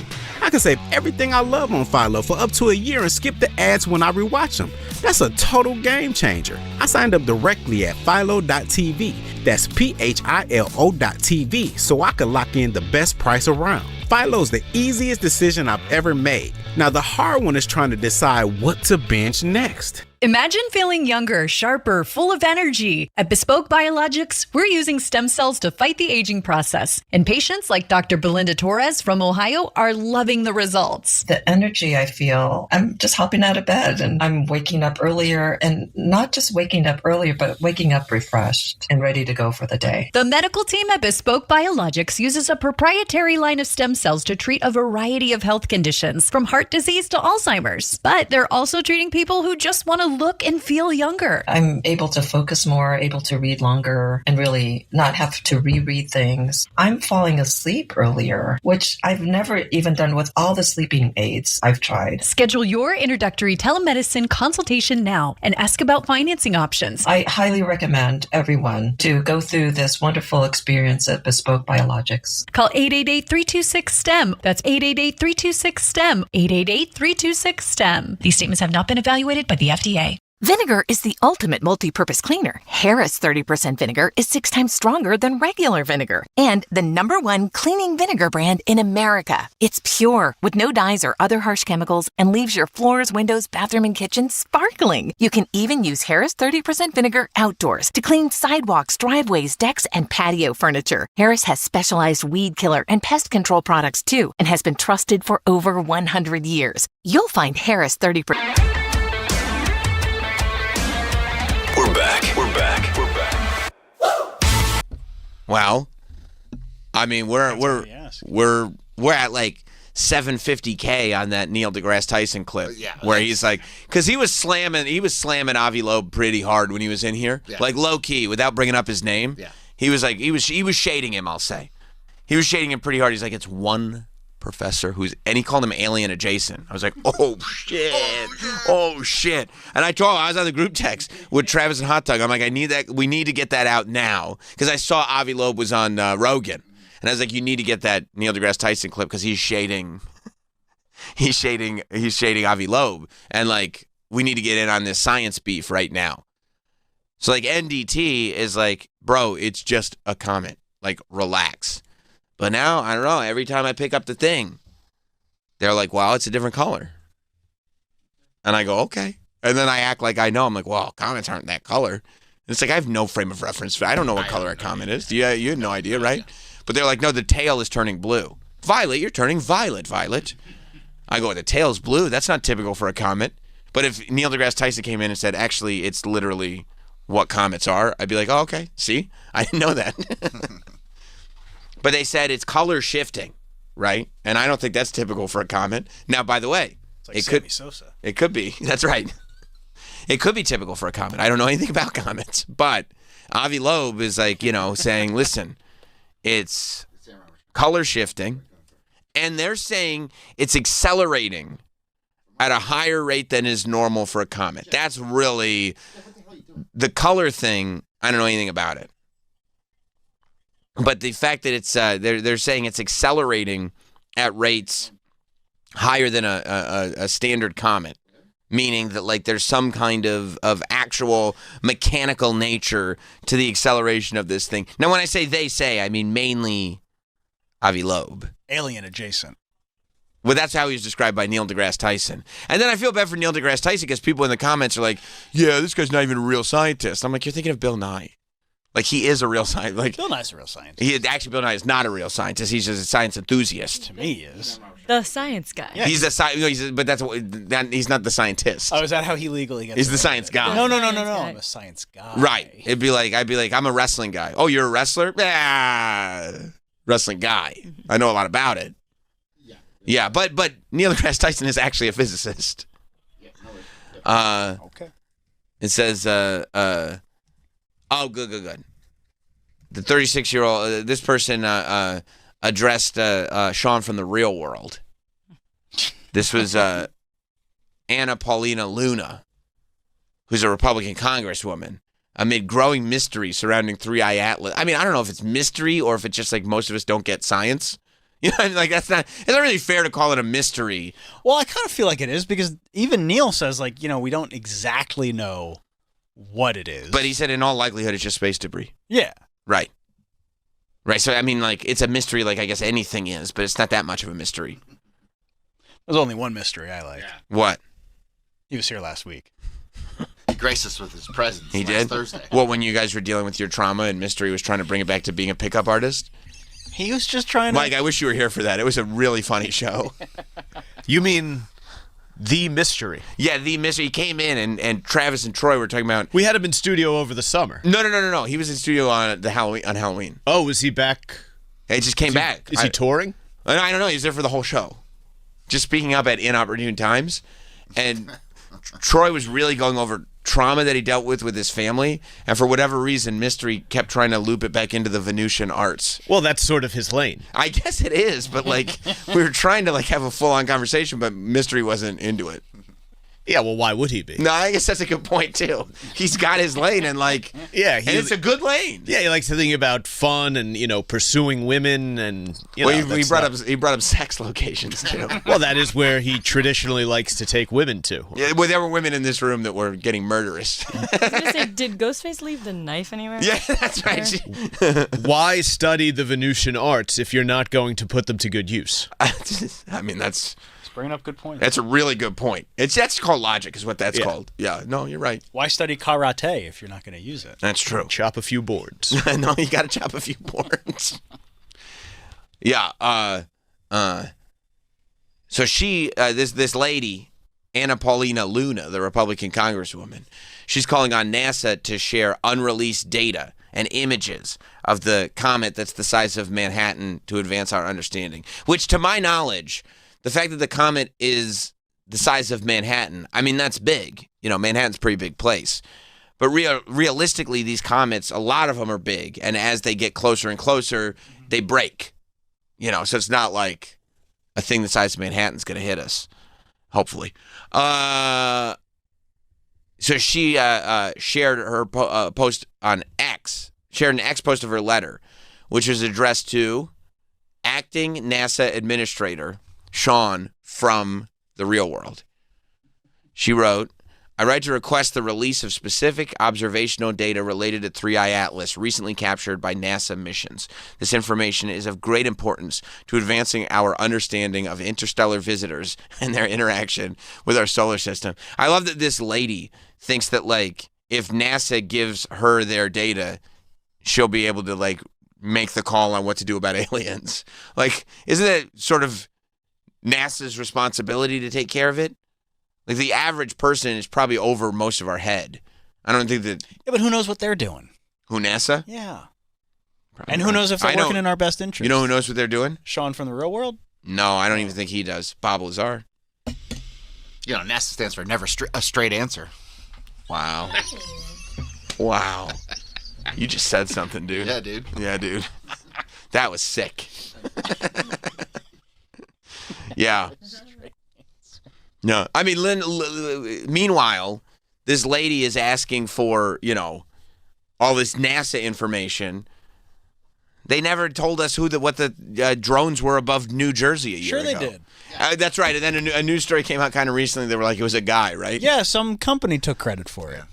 I mean, took credit. Yeah. All this time later? Yeah. They're just like, remember that? That was us too. Okay, remember Deep Throat? He took credit all those years later. All right, well, fine. I'm taking credit for it too then. Yeah. That was not Sam's stuff. He's like, hey, all that stuff that brought down the presidency? That was me. I did that. Yeah. Really? And you're just telling us now? Yeah, I did that. Yeah. So there you go. There's the headline. Read it. Okay. New Jersey drone. That's a little aggressive. No, I mean, just there it is. No, I know. You're like, no more. Any more questions? Stop asking questions. Right. Read the hey. Read the headline. Should I read the article? No, it says it all in the headline. Yeah. It's a nice long one. New Jersey drone and UFO scare solved? ? Private contractor unveils strange aircraft and takes credit for sky mystery. Yeah. All right. Problem solved. So we should you got the who, what, when, where, and how right there. So that's it. Move on. Yeah. All right. I didn't realize it was so cut and dry. Just weird that this. And we weren't supposed to know about it back then. Well, this article came up 2 weeks ago. I mean, right, because now we can know. It's like 10 months later. Okay. And sometimes things need to be secret. What are you not understanding? I'm sorry. Am I coming across difficult? Well, I mean, it just says it all right there. I don't know what you're coming off very obtuse. In the headline, you're coming off obtuse. It says it in the headline. You don't even have to read the article. Yeah. Move on. Don't even scroll down. Okay. All right. Well, I guess if that's that, that's that. Troy, you believe this guy? Come on, man. It's right there? It's right there. Oh.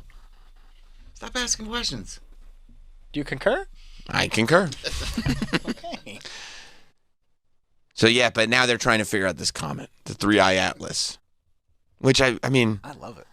I love it too, but when Neil deGrasse Tyson was sitting there going no, I was kind of like, the way he says it, probably really is just a comet. He loves to pour cold water on things. He does love pour, but all the time when he pours cold water on it ends up, but he ends up being right. I know. But it's just not as fun. It's not as fun. We had a couple weeks of speculation that we had in this thing before you poured cold water on it. And so much more fun to think it's the mothership coming. Yeah. Right. It's doing like non-gravitational movements. That's fun. Can you imagine if a mothership was on its way and it's like, yeah, but you're gonna have a good 2 months notice before we land. Oh, they've been saying this since April. Right. You're gonna have plenty of time. You're gonna know we're coming. Yeah, but nobody's taking it seriously, so they're still catching us off guard. Way off guard. I mean, there's articles about it every day. I don't know how we're off guard. I think if the mothership came, I don't even think people would care at this point. But people wouldn't believe it. They care for the. People would be like, "That's not real." Yeah. They care for the day. Yeah. It would probably be depending on what else is going on that day. Unless Kim Kardashian said something on a podcast. No, people would care for the day. And then by the time the holidays rolled around, they'd be like, oh, I can't believe that was this year that the mothership landed. Oh, can you believe that was this year? Oh, my God. Groceries are still high. Right, exactly. Yeah. I'd be psyched for any sort of mother to come. I mean, I get that coming from you. But I'm good. Bring it on. I mean, what's more likely, do you think? Mother Teft or Mothership? Oh, Mothership. Mothership at this point. I would agree. House. I would agree. It's just good to have your expectations in line. That's healthy. And poor Sean from The Real World is sitting there trying to field answers about whether or not aliens are coming. He can't even figure out if they can fly the planes. He said that the government shutdown, they're getting ready to shut down 10% of the sky traffic in some of the bigger markets, New York included, because of this government shutdown. Oh, boy. You know who I feel really concerned for? Rachel, his wife, also from The Real World? No, she's fine. Oh, I just was thinking about people from The Real World, to tell you the truth. But it's pretty cool that Rachel from The Real World is still... I'll give you a hint. It's no one from The Real World. All right. Well, Pedro is going to be my next guest. I was going to tell you. Not Irene. Oh, yeah.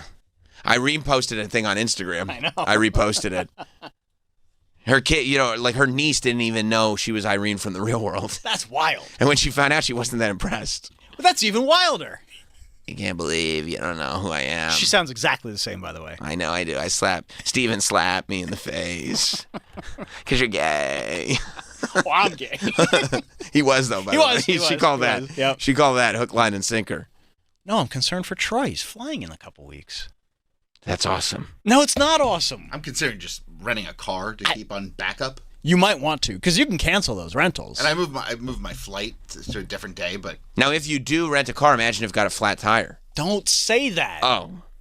I mean, I'll get the trip insurance. Right. So you'll be fine. He's already trying to put that bad juju on you.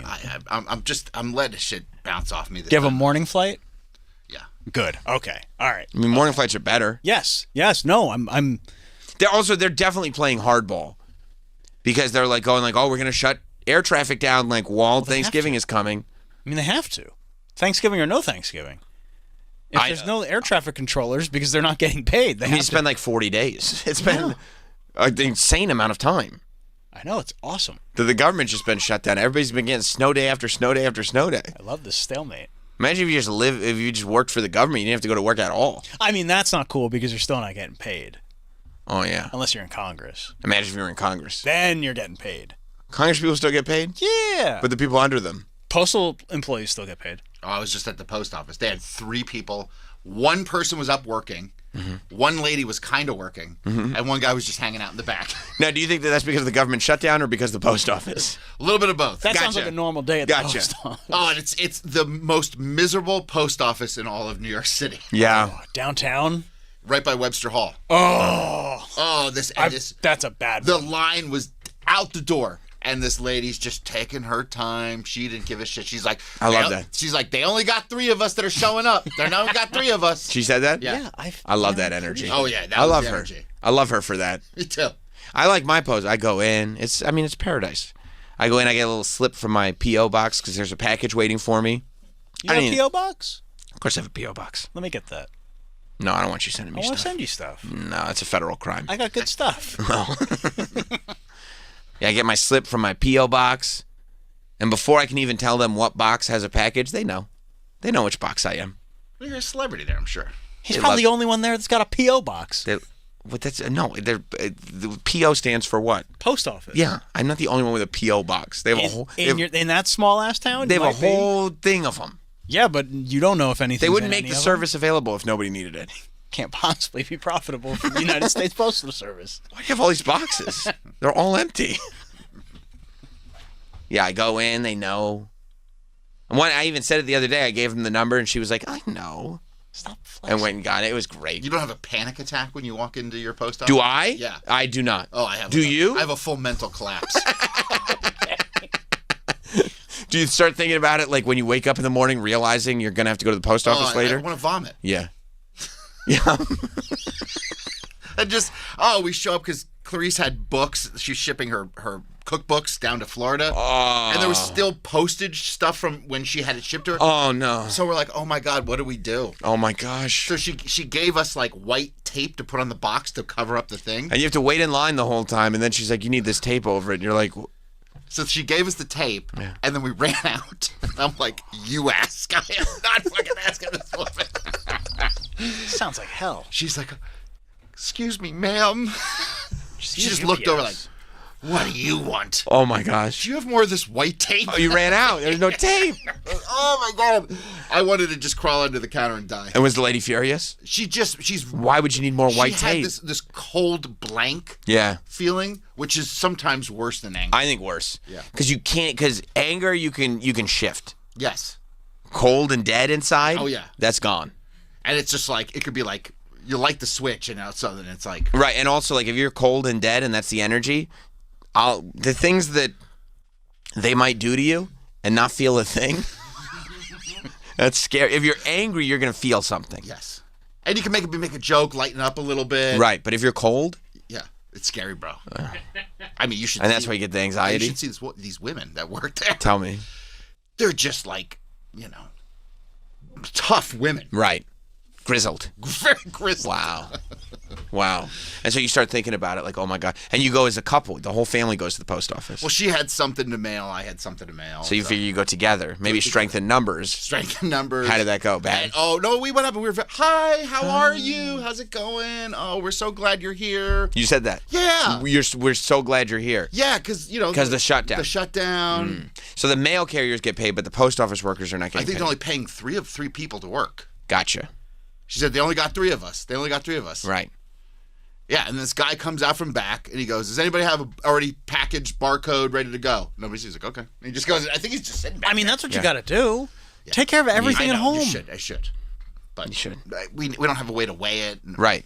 You barely got room in your apartment. I don't have a printer. You know? You don't have a scale. You don't have like a kitchen scale?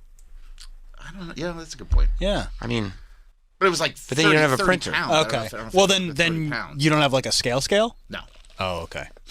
You just kind of keep I wouldn't get one either. Why? I mean, I don't ship anything. No, I meant like a body weight scale. Yeah, I was talking about a body. I have one in Florida. I got on it one time. I was like, I do not like what that says, and I never got on it. Smart. ChatGPT is a friend. The scale is an enemy. I was like, holy shit. Right. That must be a lie. I won't use that again. Oh, when I go to the doctor, I take my shoes off. I take my belt off. Oh, yeah. Honey, another broken scale. Take a shit right before you go. Whatever I can get out of my system. And I like my doctor. I'm surprised you don't shave your beard before you go to the doctor. It's tempting. Yeah. But sometimes they're like, oh, we'll take 5 pounds off because, your clothes. I'm like, okay, good. Right. It doesn't help much. Wear the lightest clothes possible and ask for can I get 6 or 7 pounds off for my clothes? Go to Speedo. Yeah. It's a UFC weigh-in. There's just a towel over you. You're emaciated. Your hands are shaking. Ready to fall over. Yeah.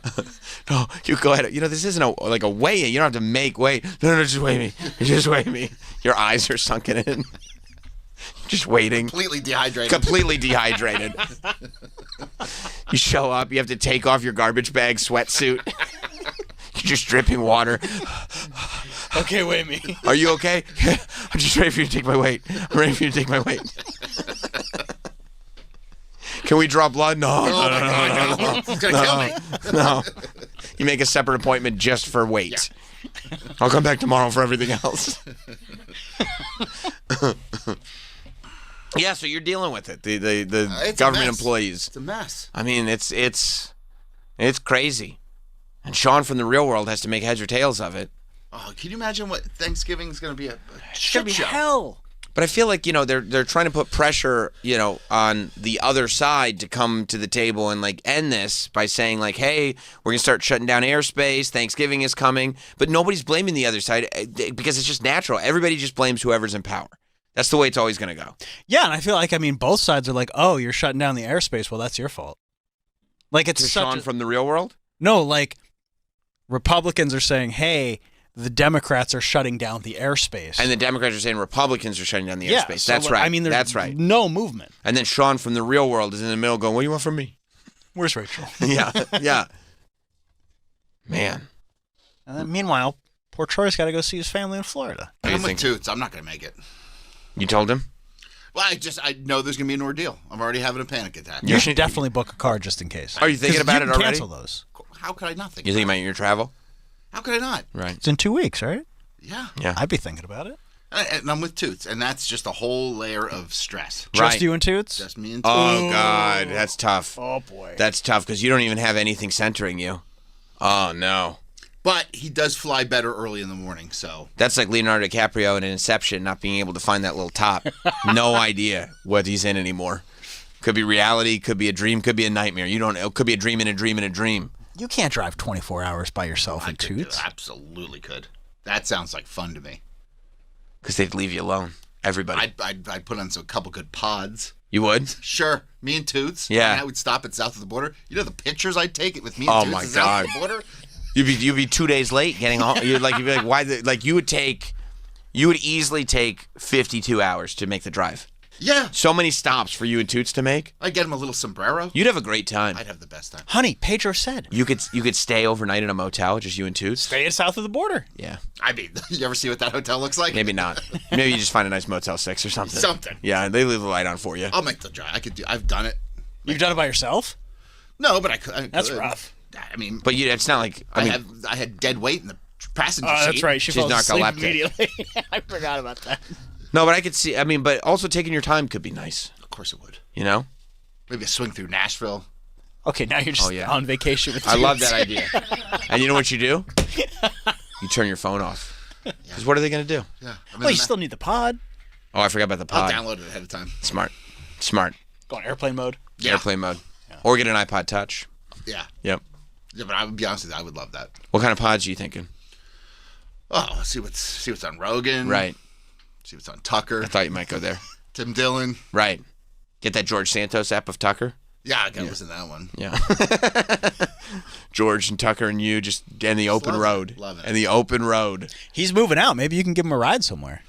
It's not a bad idea. Maybe he wants to come down to Florida. Who, George? Yeah. Oh, yeah. He's leaving. That'd be a fun road trip. It's just weird because I remember, I thought it was only you and George Santos. I would want to get cameras in the car. I'd make a movie out of it. This man smells like piss. Like a cat in here. What do you want? It was just weird. I thought it was just like triggered snowflakes that say they're gonna leave because a politician gets elected. It's weird, right? Yeah. Because it was like, oh, you must be a triggered snowflake if you're leaving because of a politician. But then now the people who said that are saying we're gonna leave because of the it's weird. That's weird. It's odd. You wouldn't have thought, right? Doesn't sound right. No, I I'm think sure you not. probably have your facts wrong. Maybe I have my facts wrong.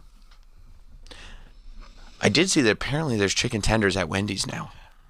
No. Really? What do you mean no? Tendies. They're just called tendies? Wendy's Tendies. Wendy's tendies, really? I heard it from Hard Rock Johnny via a tweet. You didn't know about these. I didn't know. I hear they're excellent. I'm learning about this right now. I didn't know. Are you learning about it right now too? I had no idea. I had no idea. Wendy's Tendies. Wendy Tendy. Can you just get one? Like a Wendy Tendy? Huh? No. Oh. You can't get a Tendy. Wendy's Tendies. Interesting that they did TENDYS. It should be IES. Yeah, I think they're just doing that for branding with the Wendy. Of course. Wendy's Tendies makes its fast food debut in the chicken tenders game. Okay, I like that they put that respect on the chicken tenders game. Wow, this is big. This is a big thing because, McDonald's has their chicken strips back, which are, really, honestly, they're only fine. They're not that great. They're fine. They're not chicken selects. But okay, let's see these things. Huh? Oh, that's a hefty tendy. You know what? You can get a 3-piece or a 4-piece. Why are they always so stingy with the tendies? Stingy. 3 pieces. What's a 3-piece? $6. $2 at Tendy? That's Trump for you. 4-piece is $8, so you're not even getting a deal. Can I get like 6-piece for 10? What? No. I would try to negotiate. Yeah, talk him down. Can I get 6 for 10 is what I would say. How's that possibly profitable for Wendy's? That's a good question. A nice 6-piece strip is what you want. Because you probably maybe you won't eat all 6, but I don't know. I mean, if they're that big, 4 might be good. I've heard there's a Troy. There's a new sauce with them too. Really? That's what I've heard. What's the sauce? I heard they rebranded all their sauces. Oh my gosh. Oh boy. Oh my gosh. I have to make a trip to Wendy's this weekend. Yeah. Yeah. Look at all these new sauces. Hey, did Review Bra tackle this? That. Oh, Mikey. Mike is on it. We got about 20 minutes till Danny Trejo comes in. Interesting. I wonder what we're going to be tackling until then. Let's see. Review Bra is, of course, the report of the week, our favorite YouTube personality, goated amongst all who are goated. One of the OGs. This young man shows up. He's been doing this for years and years and years. I mean, this guy. No skeletons in this guy's closet, no controversies, no nothing. He's the one guy that can exist on the internet and just be a down-ass dude. You know what I mean? And just be like, I'm here to just give you my opinion on fast food. A dad. A down-ass dude. And he is a daddy. And he's out here, and how'd I know? You know he's out there when this product comes out, he's going to give you his take. And by the way, he's not in bed with these restaurants. Sometimes he likes them, sometimes he doesn't like them, and he'll tell you. And he hasn't changed his game up. He hasn't switched up his flow. He hasn't brought on none of it. He's just doing his damn thing. And you got to love him for that. Wears his suit with his vest, slicks his hair back nice. Could be a time traveler. He has Renaissance era accoutrement. Looks like $1 million. This guy. Could be in the Cherry Poppin' Daddies. Could be. Could be. Could use it tan.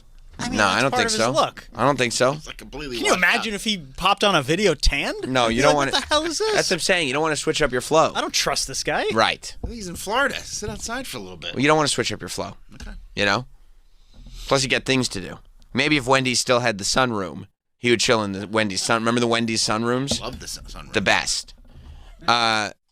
Here is Review Bra's report of the week on the Wendy's Chicken Tendies review.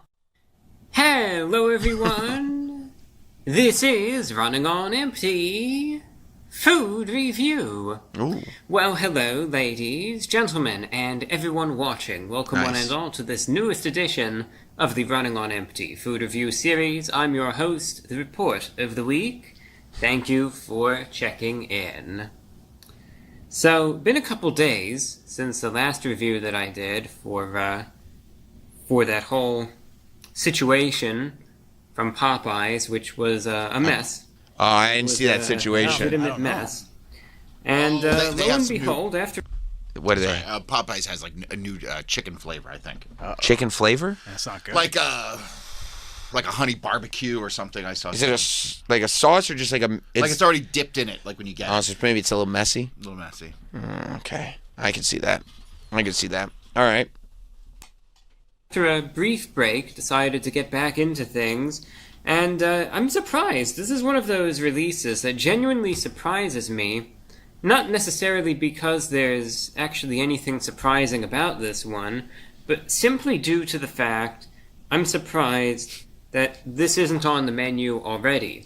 Now, there may That's a have good been point. a That's a time great in point. the past when this was. I mean, this is one of these things that, personally, I always thought that they had these. Wow. But evidently they didn't. They did not. That's true. Wendy's has released chicken tenders to the menu. That's right. There are these things that are I'm glad. Could you pause for a second? I'm glad he said it like that because I said, "Is that right?" When after he said it, I was like, "Really?" He said, "That's right." I don't know why I'm not watching this guy every day. He rules. He rules hard. He rules ass. Yeah, he's the best. I should ask my daughter if the kids like Review Bro. No, he's been Why? around too long. It's for us. It's for our generation. Yeah, but maybe he's not like cool it's again. no. This is for us. This is one of the. He's an OG This is a YouTuber. FUBU? This is for us by us. He's an OG YouTuber. No, I know. Report He's still doing it. of the week. She'd be like, what the fuck? And I love that he doesn't put any of the production value in. He's not like, today in this video, we're going to be... No editing. No. Just roll and go. And because he's electric. It's raw. He is electric. He's electric. What would you need all the other stuff for? He literally takes the raw file from his and just drags it right to YouTube. Right, just pop the SD card in and drag it up on YouTube. Done. I did it. No editing. I would have thought that this was already on the menu, but it isn't. I love it because I can see where he would think that. I knew it wasn't because I love chicken tenders so much that I would have known, but I could see where somebody would. That's where he got me. All right, let's go back to him. Cheers. Now, I saw the name. I thought it said chicken tendrils. Oh, wow. Right, like a plant, like the tendrils from like a plant. Oh. I thought, no, chicken tenders. Oh. I thought, so what are these things exactly? Apparently, they're these strips of chicken. So they're not nuggets, and it's not a sandwich, but they actually took the chicken. Break it down. And, it's breaded and it's fried, but they actually cut it into a vertical, thin strip. And I Go ahead, Troy. Can you pause for a sec?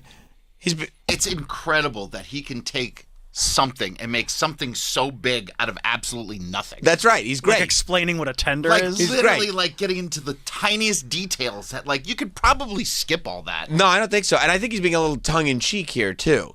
That the idea, I think, if you look at a little bit more deeply into it, I think what he's really trying to tell you is that the idea in 2025 of introducing a chicken tender to the menu is kind of crazy. Because this is such a well-established food that me explaining it in such detail is an absurd proposition. You see what I mean? It's thinking man's content. I see. It's smart comedy. Yeah, it's smart comedy. He's great. Who would have thought? Who would have thought to do something like that? And then not only do they say that they're optimal for eating as is, but they also are optimal for dipping. And they've released 5 new dipping sauces along with these chicken tendrils, tenders. He's just doing a little humor. You see what I've told you? He's doing a little humor. Here today. Yeah. You can get them in a 3-piece or a 6-piece. I got a 3-piece. 6, he said. For the price of $5. And what I'm going to be doing. Did he just say he got a 6-piece for $5? Yes, he did. That's the difference between Florida and New York. Oh, right damn. There. You can't get it like that in New York.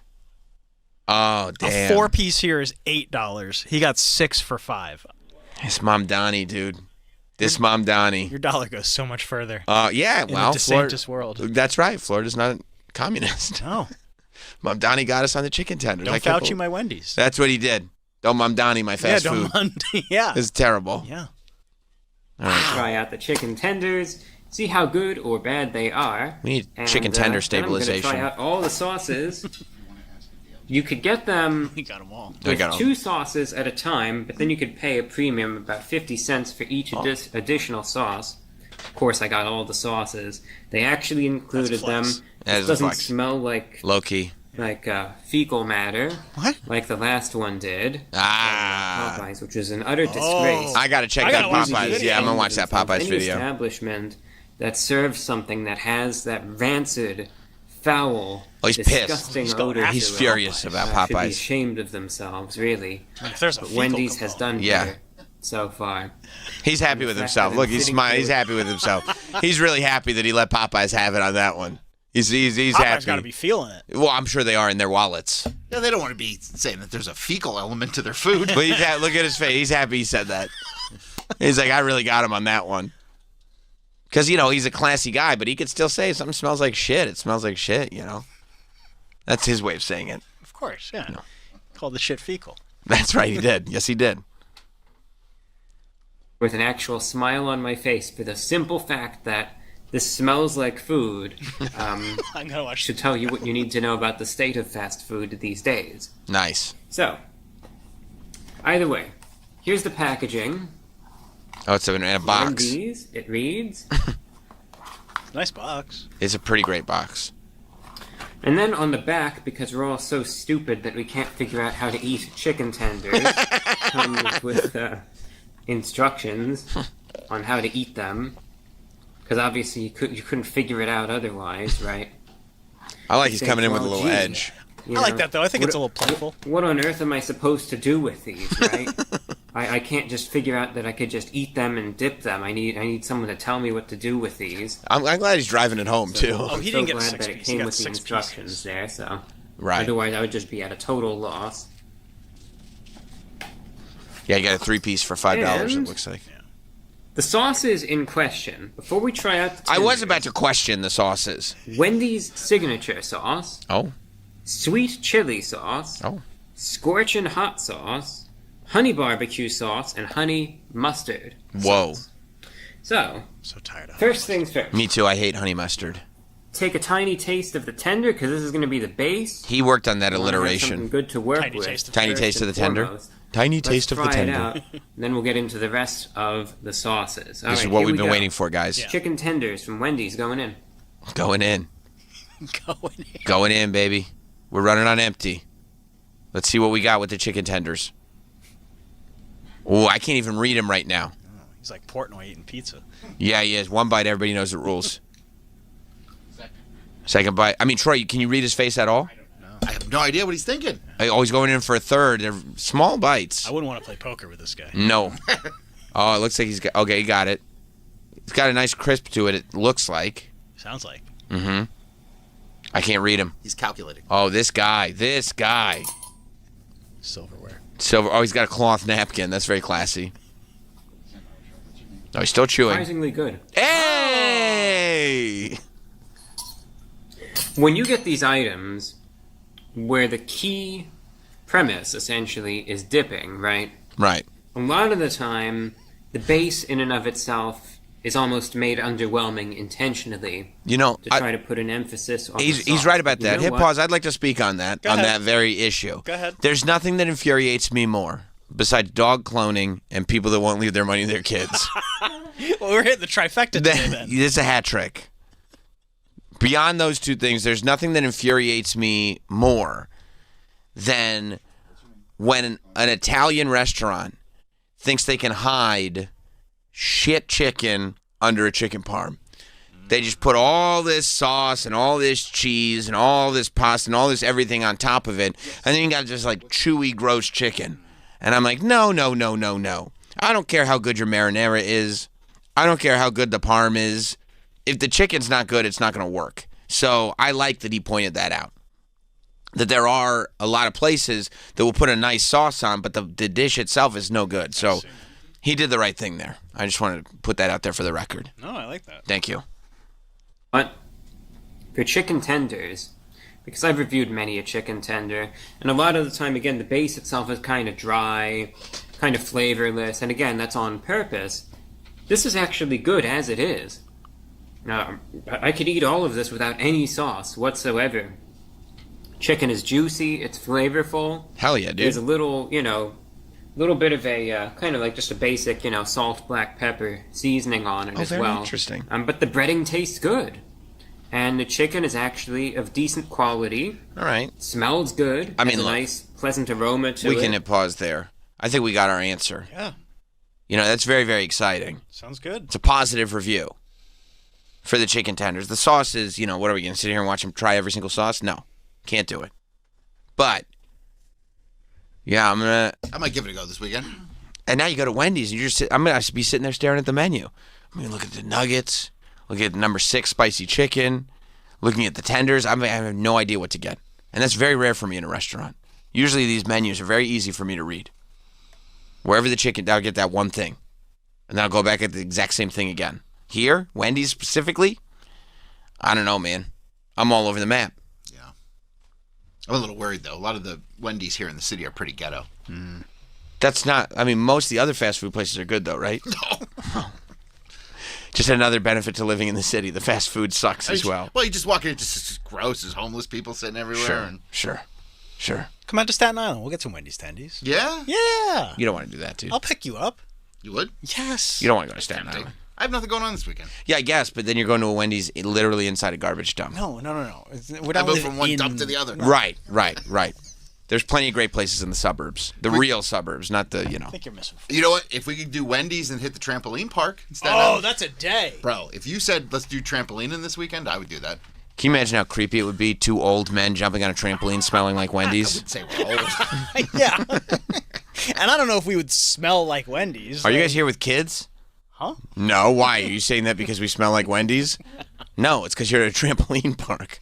Bro, and they're probably 10 minutes away from each other. Really? Yeah. It's tempting. Yeah. What if you like gorge on Wendy's, then you go to the trampoline park, and then you vomit on the trampoline? Yeah. Blow chunks on the kids. Yeah. Watch, I can do a flip. Is that older man that's here without children wearing underpants? No, I don't think he is. No, he's not. All right, we got to take a break. Yeah? Oh, no. It's not, do we have time? Yeah. We got 5 minutes or so? Yeah, Okay. Yeah. Thank God I remember. Thank you for reminding me. No. We have some time. Okay, all right. We have some time. We have Danny Trejo that's going to be joining the show in a few moments. But before that, it's been a very, very busy and eventful week on Sam Roberts' show. And I believe we have evidence that would point in that direction. It was another great week of radio on Sam Roberts Show. It was another great week of radio on Sam Roberts Show. Travis puts up 6 Christmas trees. Danielle learned Billy Zane wore a wig. Disney's fighting with YouTube and Elon.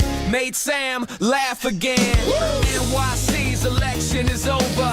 Cuomo left the loser in his OJ Bronco. Who had the better jingles, Celino and Bonds or JG Wentworth? What? 90 sitcom stars made awful songs. Stall casted its number 2. And Harold Schechter told us that Ed Gein wasn't evil. I don't know. Another great week of radio on Sam Roberts Show. And it's all available on demand. Oh, wow. I mean, that's great. Who's saying that, by the way? Shabuzi?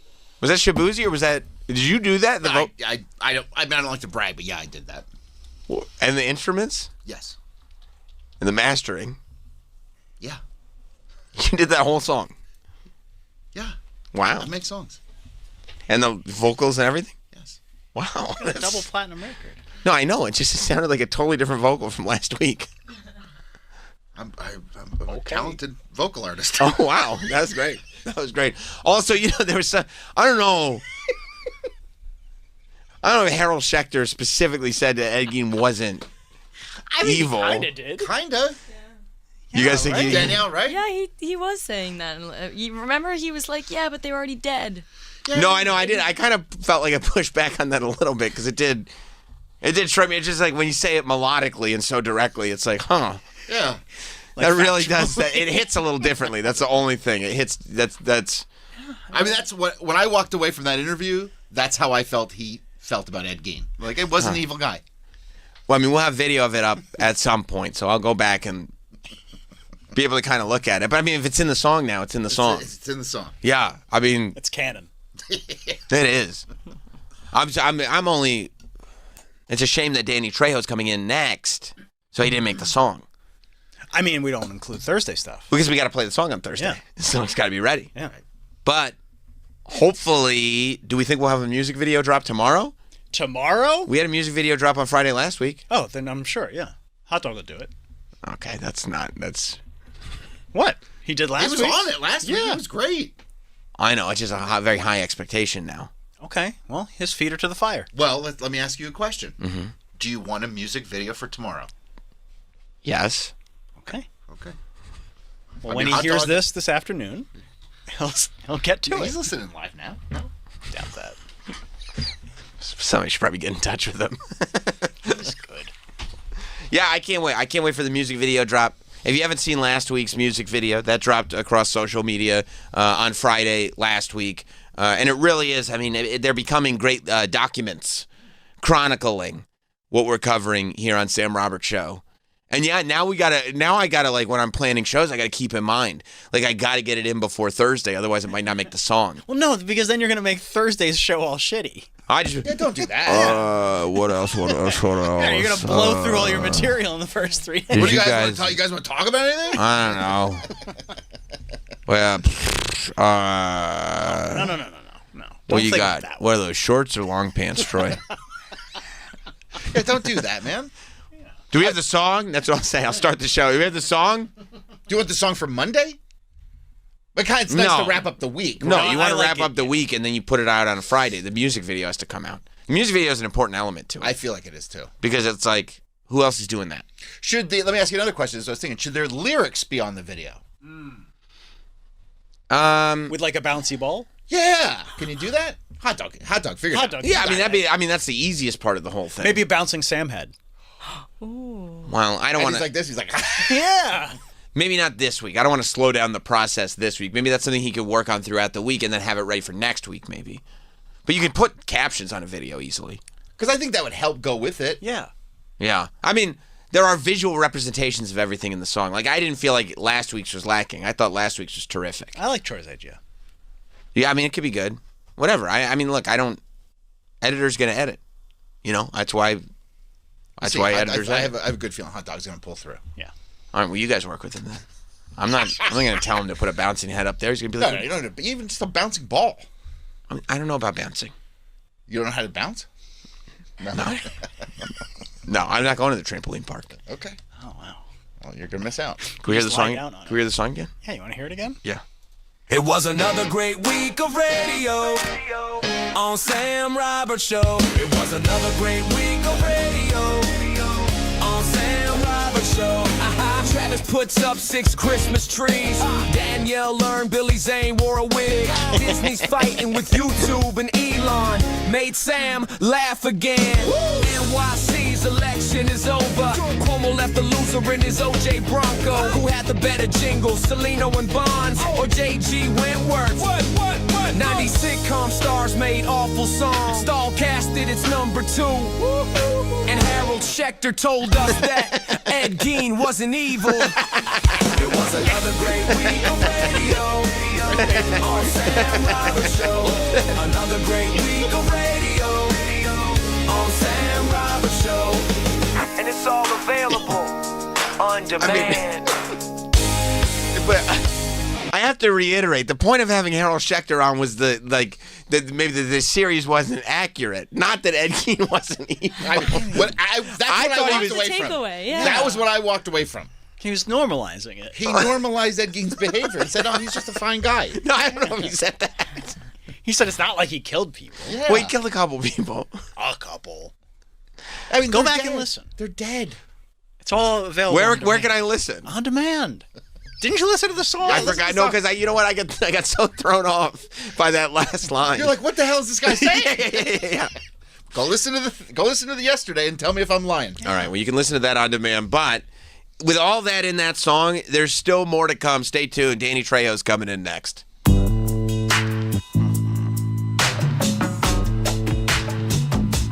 We will be right back with Sam Roberts Show.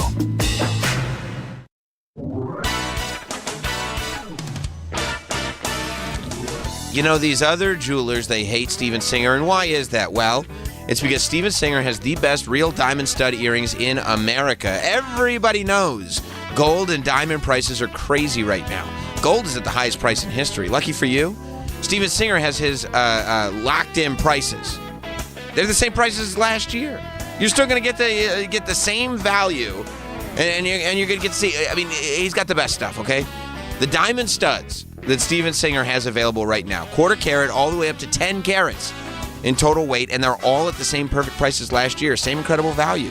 There's no better time to get a pair of diamond studs from Steven Singer Jewelers. It's not going to last forever, so get them now. These are beautiful, and they all come with his unbeatable full value lifetime trade. And you know your diamonds are always worth what you paid for them. All backed by the best guarantee in the jewelry business. That's a full 100-day, 100% no-hassle money-back guarantee. Plus, fast and free shipping. Experience the difference at Steven Singer Jewelers. Online at IHateStevenSinger.com. That's IHateStevenSinger.com. Hey everybody, it's Conan O'Brien, and guess what? I've got my own channel, Conan O'Brien Radio, here on SiriusXM. Tune in to channel 104 for exclusive interviews with your favorite celebrities, hilarious moments from all my TV shows, showcasing some of the most absurd and hilarious moments from my decades on television, and episodes from Conan O'Brien Needs a Friend podcast and Andy Richter's weekly call-in show. Don't miss out. Conan O'Brien Radio, channel 104, or anytime on the SiriusXM app. Hey, Metallica family. This is James. It's Lars. This is Kirk. It's Robert. Really means a lot to have our own channel here on SiriusXM. For us to be able to have a platform to share the music that we love, the music that we create, the music that inspires us. The most Metallica anywhere. Maximum Metallica. Do you want heaven? Channel 42 and the SiriusXM app. On right now. Sunday. This is your day. So start it like you mean it. Now let's go out there and do what we're supposed to do, baby. Get locked in at 11 a.m. with Fox NFL Kickoff. I'm excited to watch this game. Then at noon, it's America's #1 pregame show as the best crew in the biz hype you up for a full day of football. Bring it. I like it. What a catch! Start the best day the best way with back-to-back pregame shows every Sunday on Fox. This episode is sponsored by BetterHelp. As seasons change and days grow darker sooner, it can be tough for a lot of people. This November, BetterHelp is encouraging everyone to reach out, check in on friends, reconnect with loved ones, and remind people in your life that you're there. Just as it can take a little courage to send that message or grab coffee with someone you haven't seen in a while, reaching out for therapy can feel difficult as well, but it's worth it. And it almost always leaves people wondering, why didn't I do this sooner? With over 30,000 therapists, BetterHelp is one of the world's largest online therapy platforms, having served over 5 million people globally. And it works. With an average rating of 4.9 out of 5 for a live session based on over 1.7 million client reviews. This month, don't wait to reach out. Whether you're checking in on a friend or reaching out to a therapist, BetterHelp makes it easier to take that first step. Our listeners are going to get 10% off their first month at BetterHelp.com/Teft. That's BetterHelp.com/TEFT. As veterans, we're no strangers to helping others. That's what we were taught, service before self. But we do have one question for the veterans listening. When was the last time you reached out for help?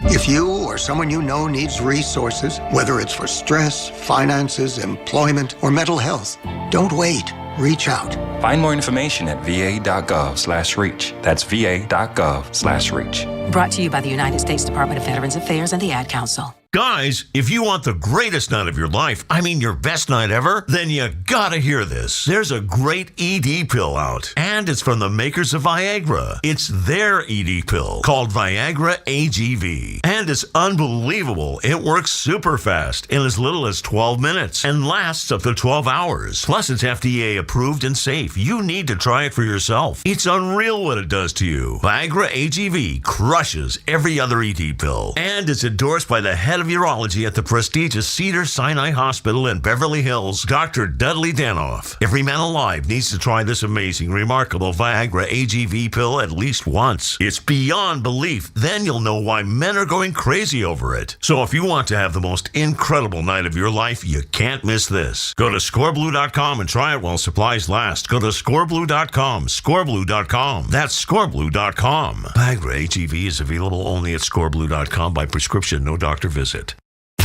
911, what is the emergency? Here, around the clock. True crime. This is Dateline. New mysteries. A mother vanishes just before Halloween. New cases. The bone-chilling case of the Menendez brothers. New twists. There was no way he was going to let this secret get out. Who can you trust when everything you thought you knew is turned upside down? People involved are in some pretty high positions. Real people, real stories, real mysteries. Dateline 24/7, channel 107, and on the SiriusXM app. Sunday. This is your day. So start it like you mean it. Now let's go out there and do what we're supposed to do, baby. Get locked in at 11 a.m. with Fox NFL Kickoff. I'm excited to watch this game. Then at noon, it's America's #1 pregame show as the best crew in the biz hype you up for a full day of football. Bring it. I like it. What a catch! Start the best day the best way with back-to-back pregame shows every Sunday on Fox. Hi, I'm Chuck McDowell, and no, this isn't a timeshare cancellation ad. I'm here to help you break free from your overpriced mobile carrier with Red Pocket Mobile. Did you know the average American wireless bill is $140 a month? At Red Pocket, plans start at just $10 a month for unlimited talk, text, and data with absolutely no games and no price increases ever. But it gets even better. Red Pocket gives you your choice of all three major mobile networks for the very best 5G coverage anywhere you are. And you get to keep your phone and number. At Red Pocket Mobile, you don't have to settle. I don't see how anyone could say no to getting one low, locked-in price and 3 5G networks. Red Pocket Mobile, your new ultimate cell carrier. Switch and get one locked-in low price, 3 5G networks, and live customer care in 2 minutes. Go to redpocket.com. That's redpocket.com, redpocket.com. Is it just me, or has watching TV gotten way more complicated than it used to be? There are like a million different services, lots of stuff you want to watch, but can never find. And don't even get me started on the bills. Well, thankfully, there's Philo, a better way to TV. For as low as $33 a month, I get the channels I love. MTV, BET, Food Network, you name it. Plus, everything that AMC Plus has to offer. And guess what? They've added access to HBO Max Basic with ads plan and Discovery Plus, so I can enjoy all the best TV with one subscription. The best part? There are no contracts, no surprise fees, just one low price. And their DVR is awesome too. I can save everything I love on Philo for up to a year and skip the ads when I rewatch them. A total game changer. I signed up directly at Philo.tv, that's PHILO.tv, so I could lock in the best price around. Philo's the easiest decision I've ever made. Now, the hard one is trying to decide what to binge next.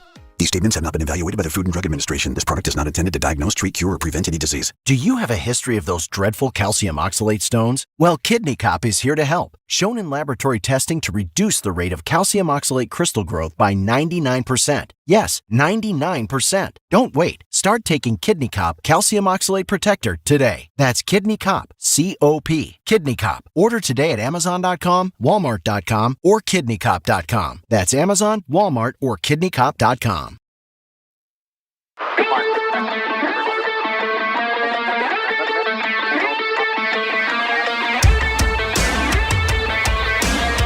We're back. The Sam Roberts Show. Danny, you have season 2 of your show coming out Tuesday, November 11th on the History Channel. Mysteries Unearthed with Danny Trejo. Right. I feel like, man, you are just one of those people who make other people happy. Oh, thank you. When people see that you are a part of a show, that you are a part of a movie, they just want they want to watch. They want to get involved. How did you get involved with this show? Well, it was presented to my agent, Gloria Hinojosa, and it was. She knows that I love history. She knows probably the only thing I ever got a good grade in school. It was interesting, and so she just booked it, and we did season 1. It was a blast, and now we're back for season 2. And I'm with Star Trek. Star Trek. That's right. Yeah. So you've always been you've been a history? You love history? What? You loved history growing up? Yeah, that was it. That was the only things that happened. We had a teacher, Mrs. Finley, and she was like a history buff. So that was. I think it's the only time I ever got a good grade. That's amazing, man. So you have found, like, part of the show is finding stuff. Like last season there was a Revolutionary War era ship that was under the streets of Manhattan. Right. When you're hearing about this stuff that's being found, yeah, that was season 1.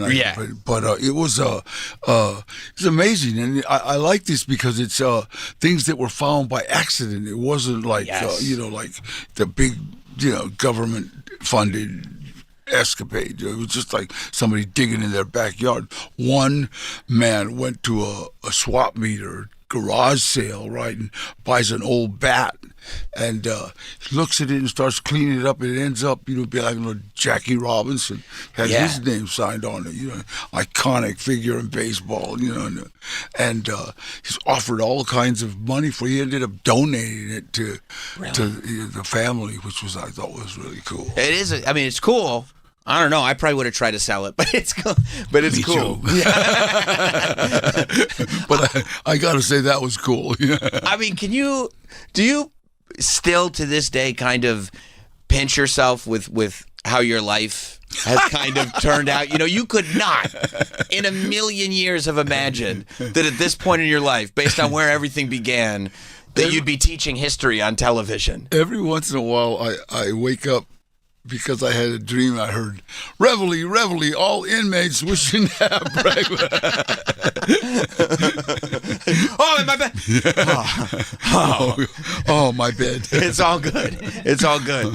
Do you feel like that experience does make you appreciative for kind of all the sort of normal day-to-day stuff? Everything, right? I appreciate waking up on the green side of the grass yes. every day, and I think that's one of the things that keeps us motivated is, just being grateful for where we're at. Yeah. When you were growing up, you like history class, it's the only thing you liked in school. Was there anything that sort of pushed you in the direction of show business? No, it wasn't even a thought. That was like a fantasy, it didn't fit in where I was at, and we all thought we could play good gangsters because we were, Yeah, and then you end up actually doing it. When you're seeing that portrayal and you're living that life, were you thinking, I can do that better than they could do it? It's just, it's a dream. It's still a dream. And I can remember I was doing a film with Lou Ferrigno, and I was supposed to be paying him, his agent to drop blow a fight, and I was standing there holding a bag of money and a gun and getting ready, and the producer walked in and said, "I think we're giving the wrong guy a bag of money and a gun." My story had come out in the LA Times, so it was kind of, no, I'm an actor. I can handle this. Were you, growing up, were you always kind of a likable guy, or is that something, because you come across likable, is that something that you developed later on, or have you always? You know what? I was being mentored by an uncle of mine that was like probably one of the toughest guys in Los Angeles. He's and in and out of juvenile hall, and so that's what I tried to portray. It didn't always come across, but it's like you tried to portray tough and get out of my way or I'll hurt you, Right. And then all of a sudden, so when did you realize that you didn't have to be that guy, that you could kind of accept people just being like, "No, we love Daddy"? Well, in 1968, there was a riot in Soledad, and 3 of us had like some bad gas chamber offenses, and so it was just kind of right then I didn't want to be a bad guy no more. That'll do it. Hello. Sometimes you need the wake-up call, right? And so by the grace of God, it's I got out of prison and became a drug counselor, and everything good that has happened to me has happened as a direct result of helping someone else. Did you ever think, in a million years, this is another thing that just happens, but when Quentin Tarantino and Robert Rodriguez make Grindhouse, and you guys just make this trailer for this made-up movie called Machete, could you have ever imagined not only would you actually make that movie, but you'd get a trilogy, and this whole new generation of fans would love you from that? Robert Rodriguez, when we did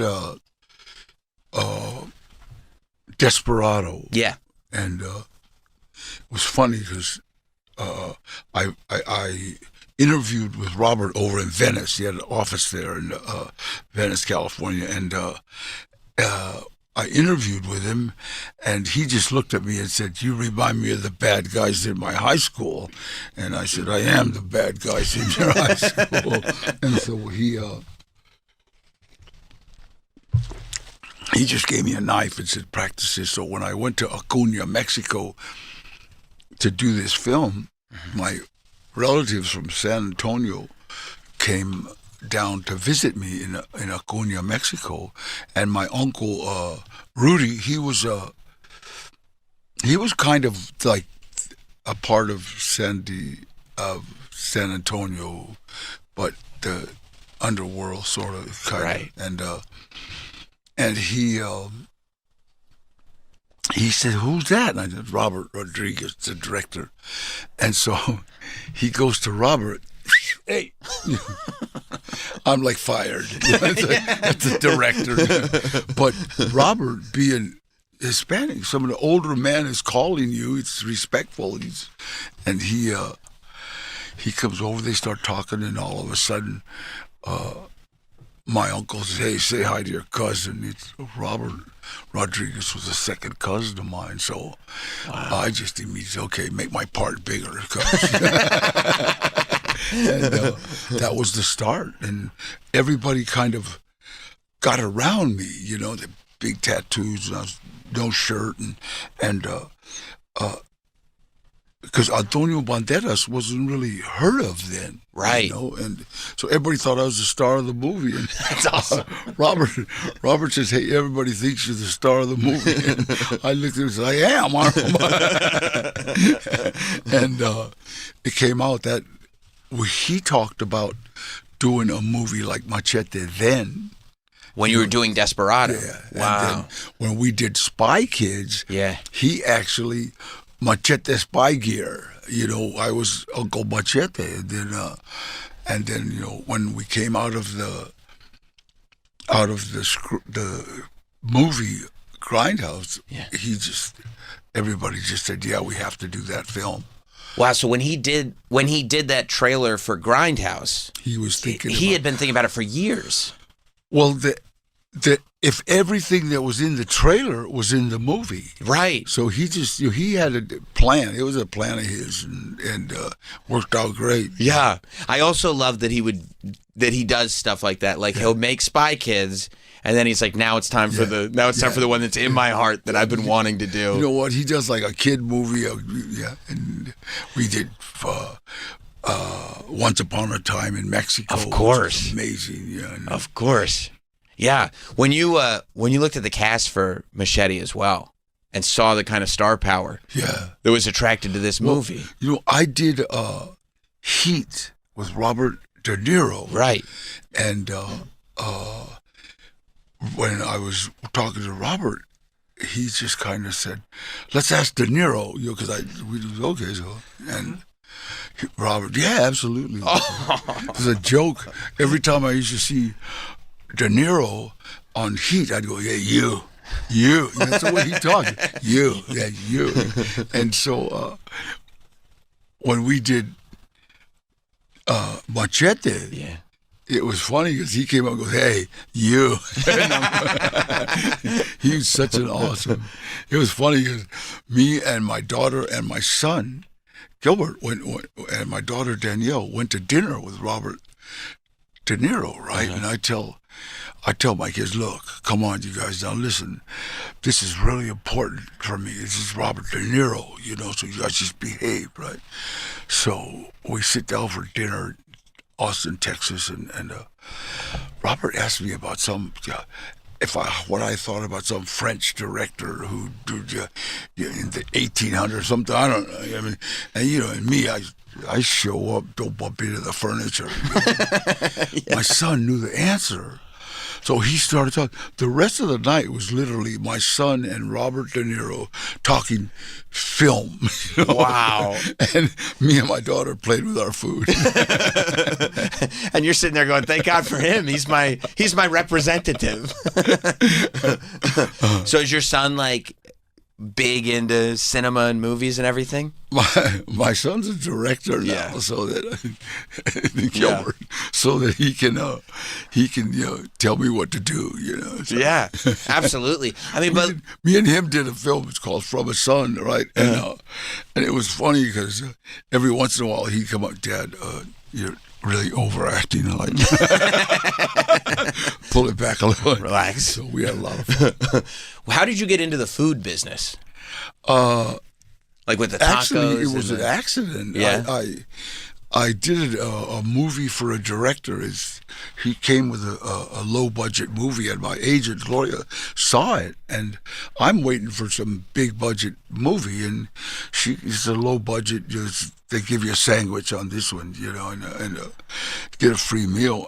And she said, this might be a winner. It might be really good, and agents have a way of telling you you're an idiot without saying it. Sure. Okay, fine. Okay. Do what you want. Yeah. And so we ended up doing this movie, Badass. Right. And it turns into a trilogy, right? So 3 times I heard, told you.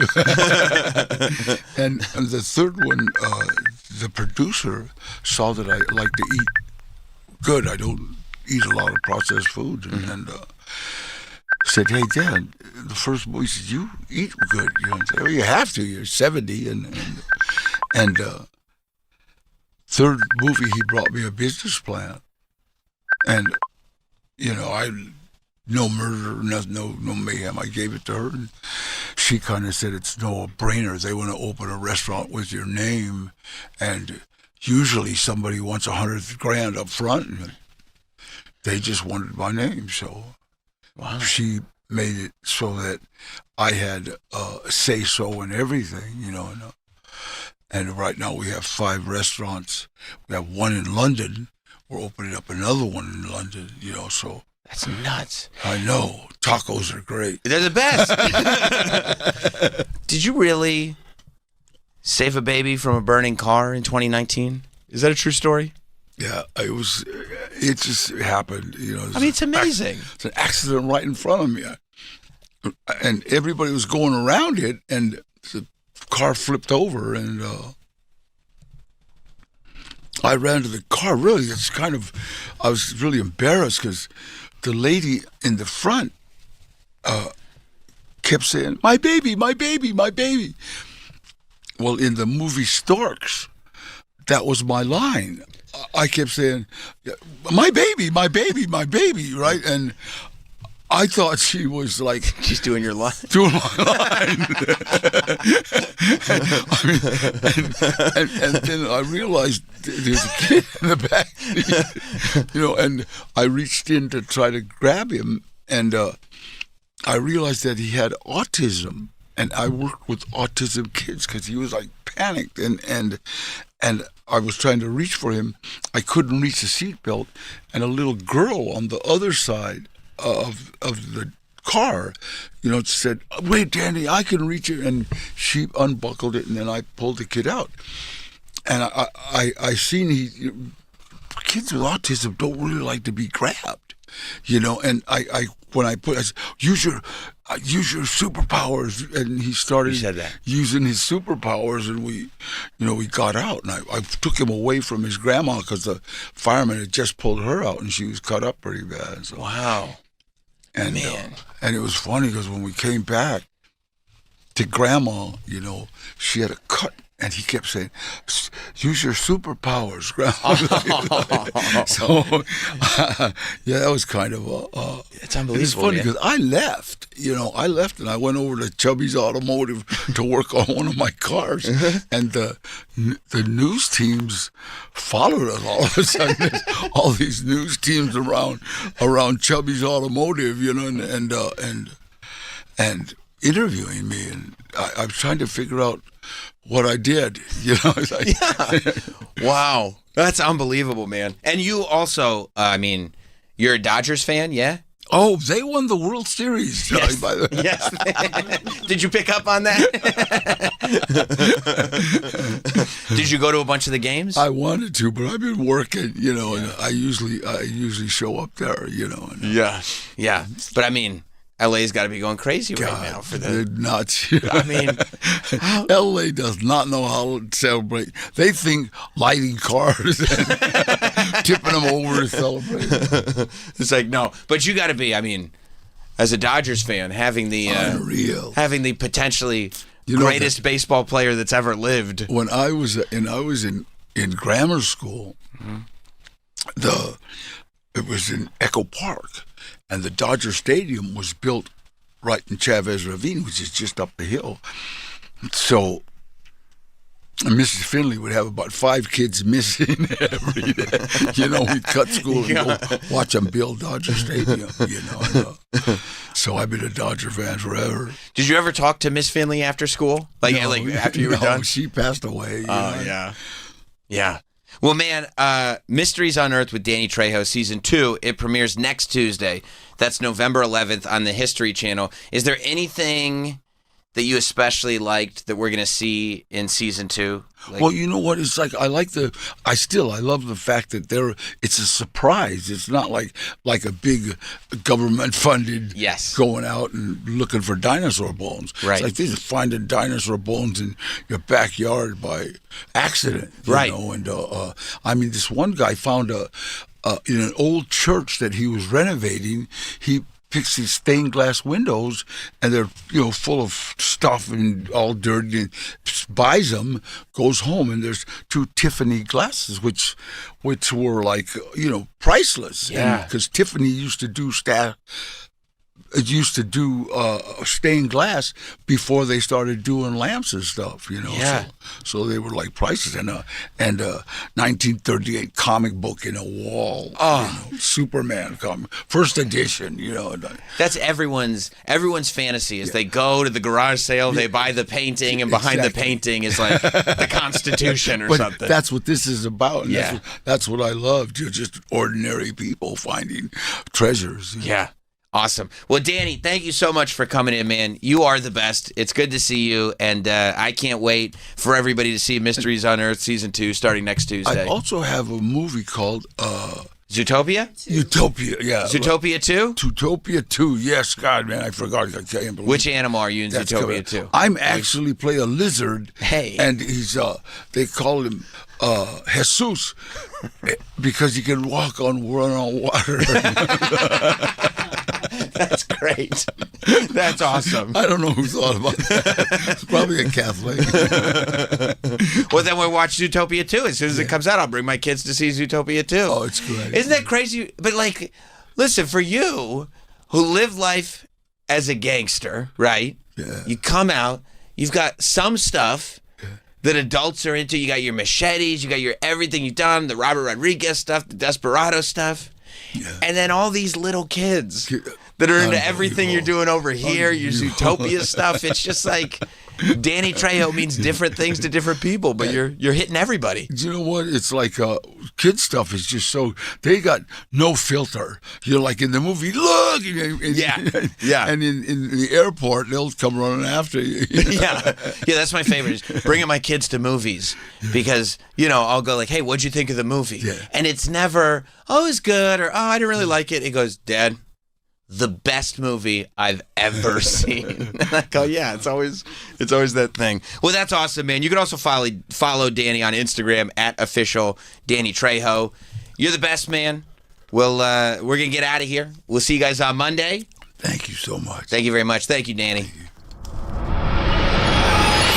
There's more Sam Roberts Show after this. The Bonfire with Big J. Okerson and Robert Kelly. Okay, I'll take